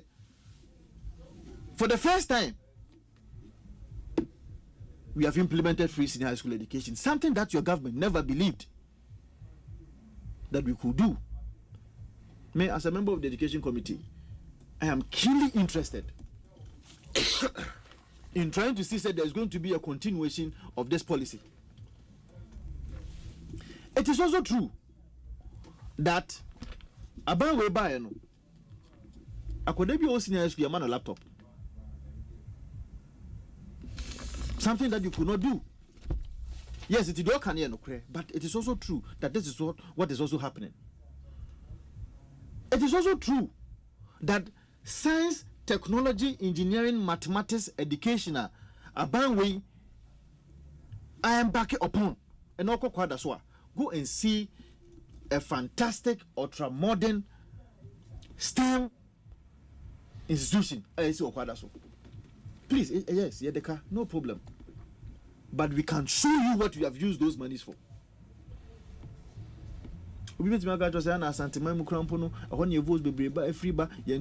Yes, maybe we could not meet the expectation, but MPs was Santimemuno. We know that Abena and Dia Brobe Bresa.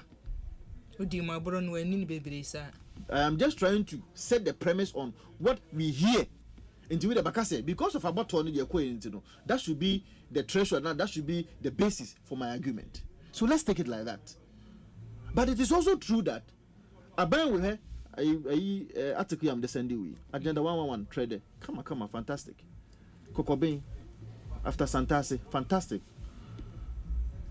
So can we say that we have nothing to show in Ashanti region? We cannot say so. We cannot say so. She Abena I ne Minyaka economy. I was said that running away from the fact that somewhere in 2020 to 2021,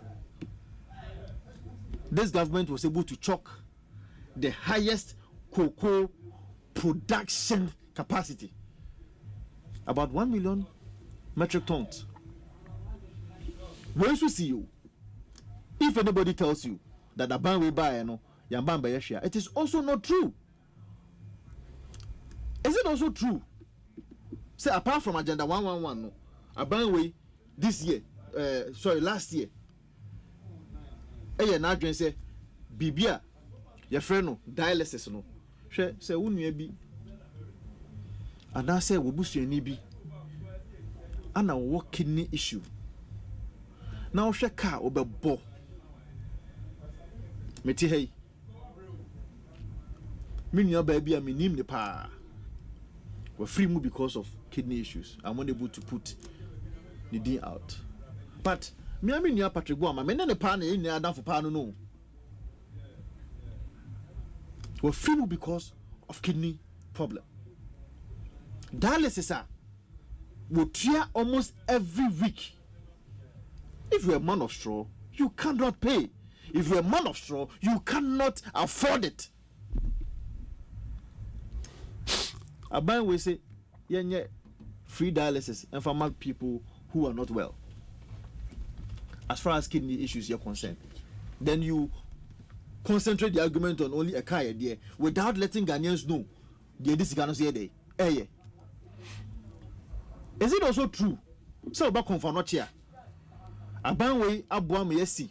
I am maternal ward maternity ward. Is it true? Is it true? Is it also true that University of Ghana Medical Center phase 2 Abena abua me yesa phase 2 no University of Ghana Medical Center? Is it also true that Eurojet project I started years ago and this is by they failed to continue? President Kofo started the Renoir, which they failed to complete. Is it true that this government we made sure say sir project and I say Eurojet project in no yet to complete? Is it also true that senior yes the car No doubt about that. Ghanaians have passed a verdict. We accept it with all humility. But we are leaving behind about 100 hospitals apart from the Agenda 111 that has been completed. Is it also true that we know about road infrastructure? Almost 8 years of let me grant them 5,000 kilometers. Let me grant it to them. But let me grant that to them. Within 8 years, the car, no problem.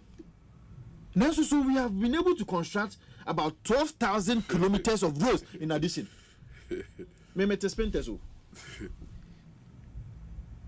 Sometimes we go East Lagona, also Kofa, Tema, motorway, and send you to me or Trasako. So free cantonment and also free chrome. And I'll see when you made up a sofa East Lagona and San Waba Bestan Baspentes, Bachuna. Look at the number of hours that it will take you. Today, Sir flyover now. Yaya was Spentes or no. If we cantonments now, the co East Lagona, it can take you not up to even 15 minutes. Yes, you're the car, but we have something to show for. We have something to show. Tamale, we have something to show for. Tatakwashi, quite a number of projects are about Ababe. On what basis? Tatakwashi, what do you have there to show? What on what basis? Now, bet me, I can say. About check Kumase, Prempe, the first international airport. It's a Asante region. Yes. Uncle Fobeka said, oh, and now Santa for Crampo, I said, I said, and I made it. But then it's an international airport. Is it true that for the first time we've had an international flight landing? Oh, Prempe, the first international airport. Is it true that international flight Abesu order? At least I'm free UK. So move free London was a Gatwick. I don't know whether they were from Heathrow or Gatwick, but I think they were from Heathrow. It is true that they started somewhere around December. Sir, expansion year or no? The patron says yes, the car, but we have something to show for. The truth is that Ghanaians have given you a fantastic verdict, and that kind of verdict, we will support you. But let us not create an impression that the Adodanko Akufo-Addo government, the NPP, are by from 2017. We have absolutely nothing to show for. That cannot be true, and we will not allow you to sink that kind of argument, because that is not true. Ma minna wase ebusia emra shebedwani honorable Kofi Adams meba emra shebedwani odo manfo yo wo otafo ano onimunyamfo Eko Vincent Asifua ene yatenene no safin wa bie wafidie Ekosiise adwumadie suni Asempa 94.7 FM bo emra shebedwani so ewofia wo so wadwenche Facebook YouTube odibi aba ma me emfa ba kumienu na honorable Kofi Adams sensan emra emu na che Romeo de yode aba osiakua oba Shama district Shama district osunim sesa agenda 111 no empanifo de asobebo fom se omu ye bi tokuro ba kokora ye ntu wo hono enne sese uba ewura na age hono afa me follow up no mahwe Shama de no o se Shama de chese hwe nkoso ewo ho James Boachi Yadom o se akua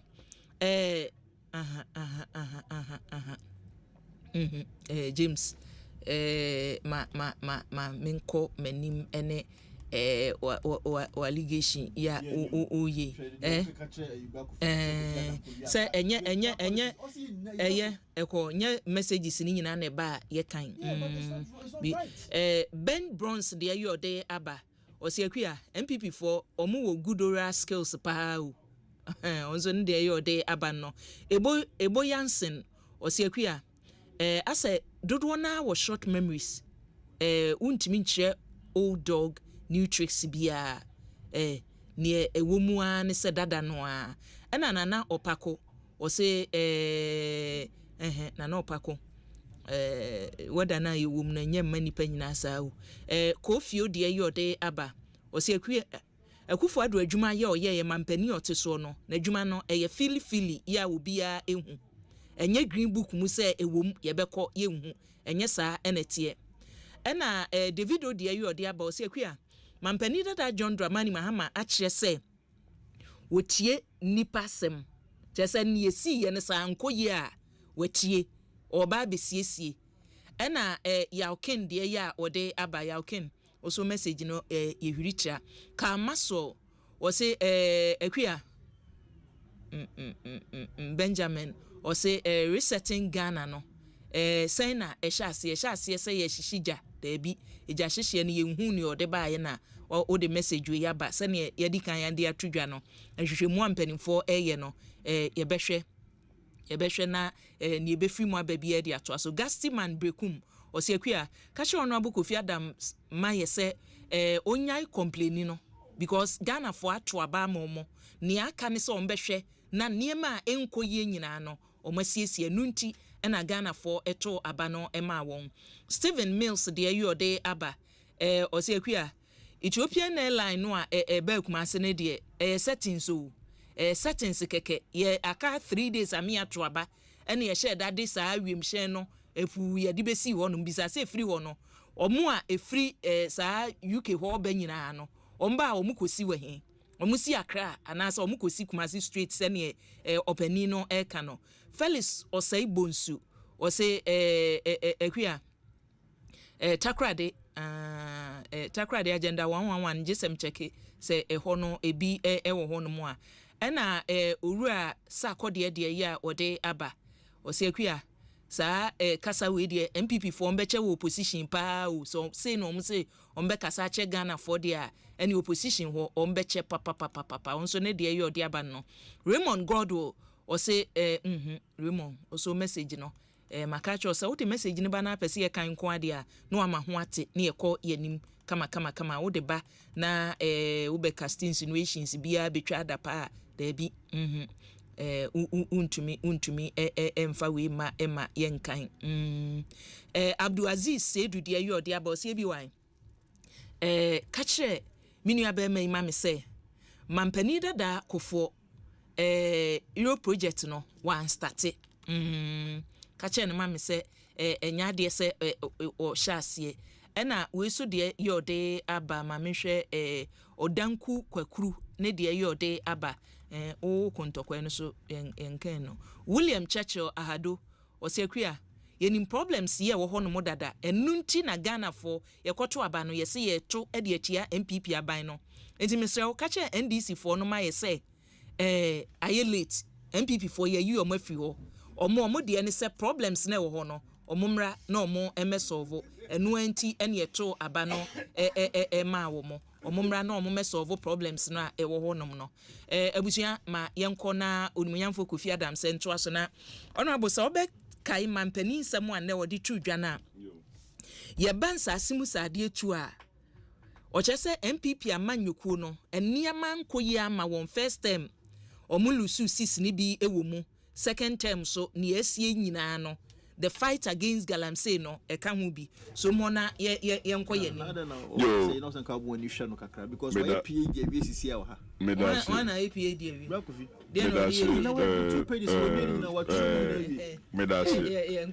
clearly no minia enya opportunity of rebuttals and ordinance etwaso but I'm surprised say we nya kukudura okoka koku ho asem ene amine wo kase abai a struggle to get even 450,000 metric tons of cocoa per annum abra na ye handy over on mine de ma hono na cocoa production was almost 1 million ton mine wo kase yakwa kwaji sika efri nkrofo ho already abai na diska no nanso omuntumi amfa 250,000 metric tons of cocoa amfa nkoma sa nkrofo no yakoji omusika se ye di cocoa ena ye de bebrem sika no ye di sika no nanso cocoa no ntumi anko nti na omo san ko say omo kwa ko ji sa syndicated facility no yamfa bia mahon afei de omo dwane ba back to Ghana say o afei de ye ngi sika bia wo bibia ya ye bepe ye sika e de atokoko na omo nya sika no bi so amfa nko na nkrofo etiji mu ye smuggling because na sika ni ho a ye betokoko nkrofo smuggle koko no wi a afei de season na ko wi no afei na omo di sika kakra bi ko se ye kotokoko abra koko no omo smuggle wi so men ko ka koko ho asem kra men try say wo ko ho education ho asem na me kan bibia 2018 na ye share free SHS na asem that's for 2017-2018 academic year. Total number of enrolled persons 362,118. 2018-2019 academic year 432,791. 2019-2020 academic year 404,851. 2020-2021 423,320. 2021-2022 555,353. 2022-2023 447,396. And 2023-2024 academic year 509,925. So total beneficiary no 3,135,754. 2017. Would they 2017-2018 362,118. And only omo BC. Omo enrolled that particular yes in 20 omo those that were enrolled BC and SSC omo secondary omo ye enroll on into secondary school omo figures na me for free senior high yes school menka omo tena school up till 2020 omo chro first SSC and waxi enyo omo asem na meka omo ye admitting one under free SHS at entry point asem na make enye exit entry point asem na make entini na ye 3,135,754. No, but is this an argument to even make?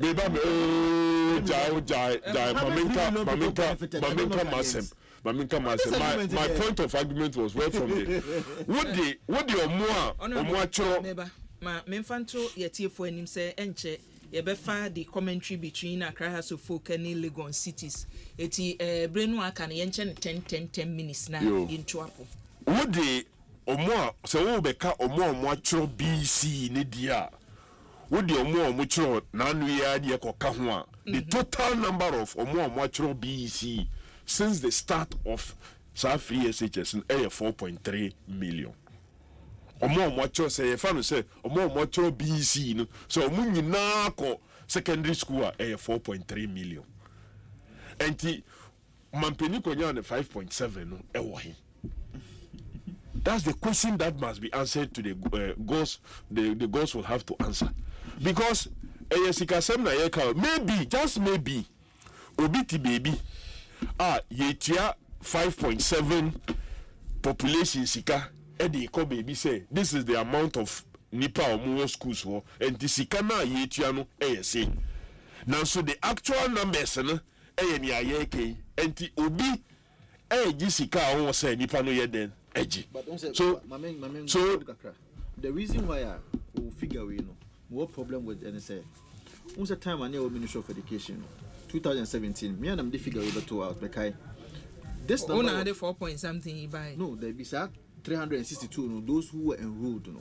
Because at the time no revenue was about 4 point something. BC 4 point something. But this is bereft of the TVET component. Net TVET nanka. The TVET no, you start in a later part. So you cannot use just the 4.3 million as a 3 point something no, as the basis. Okay. There's also an aspect of TVET. TVET no never can who is 5 point something. I am saying but it is possible. Okay. Say every grant him say okay the beginning TVET now make home tem until let's grant him say yeah the another 100 kra eko kahwa still and minus 5.7. Oh, that one I was saying 400. one I will see 400, but would be 300. One I will say 400. The total now movie ya mekono na 400. Let's grant say the TVET it still will not give you that figure. That's one point that you must take. TVET no. Or see energy sector debt. The energy sector debt now make any sector now just the 2.5 billion now make just to the IPPs. The independent power, the energy, the total energy sector commitments are Mukra station I was say was almost I think about 4.2 billion. 4.2 billion. Now this was a government in conform see yejan SS power. Until mutia SS capacity na ka wono. Omutumi betena ha say we didn't solve dumso. So we didn't solve them so no. So SS capacity now ye di jai one. Na SS capacity na ye de. Look, the matter of Dumso ye scheduler ye Dum Kanyen came to an end in December 2015. So the whole of 2016 now Dumso with the schedule no na e bi nye den anyhow. Of course we can experience intermittent power outages. But na timetable na enya dia na Dumso still as a program scheduled power outages. It's been dealt with. This government came to inherit the Ghana gas project and the almost $300 million yedi kra gas if you are manonino so na insipium. You have all these buffers. Now better how can say you inherited a bad economy as compared to what you are handing over today. Ebium. Adieba Kuwa will say, Yeka, about growth. Yes, third quarter growth was 7%. But it doesn't mean say the combination, the first, second, and third, na yaka buma yenyas are 7%. But we are just talking about that third quarter, and we take the average, we nya 7%. Ew. So he cannot be talking about 7% growth at this material time. We will get the, but that's what you saw to suggest. I think Yasha saying Yamia do my free sweet corner. Ebium. Or say acquiring Umaya acquiring bear 12,000. So I say Mugusuka. Mugusuka. And you want us to honor you for the flower pots project. The project that was supposed to actually have cost us just about 68 million. Mwatinaho anye project no. It's the same contractor, Omansa contractor no. They stopped the project and rather went and committed funds to doing the underground tunnel. Now later, because here almost close to what 750 million. Then you want the same contractor. And you say yes, it's a contractor. Hospital. No, we say 10 minutes. No, we say 10 minutes. No, we say oh mommy 10 minutes. No, one I walk out 10 minutes into. Yeah, but you are me Honorable Kofi Adams. Uni ekura onya match no ne ahase no nya botre me ana mad I would have spoken to this other issue. No.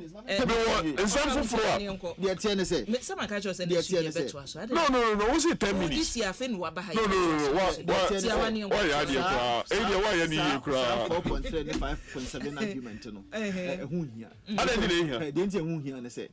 Why you want to deceive Ghanaians? We know that indeed, even if it is 4 million, as you are saying, and you're 4 million.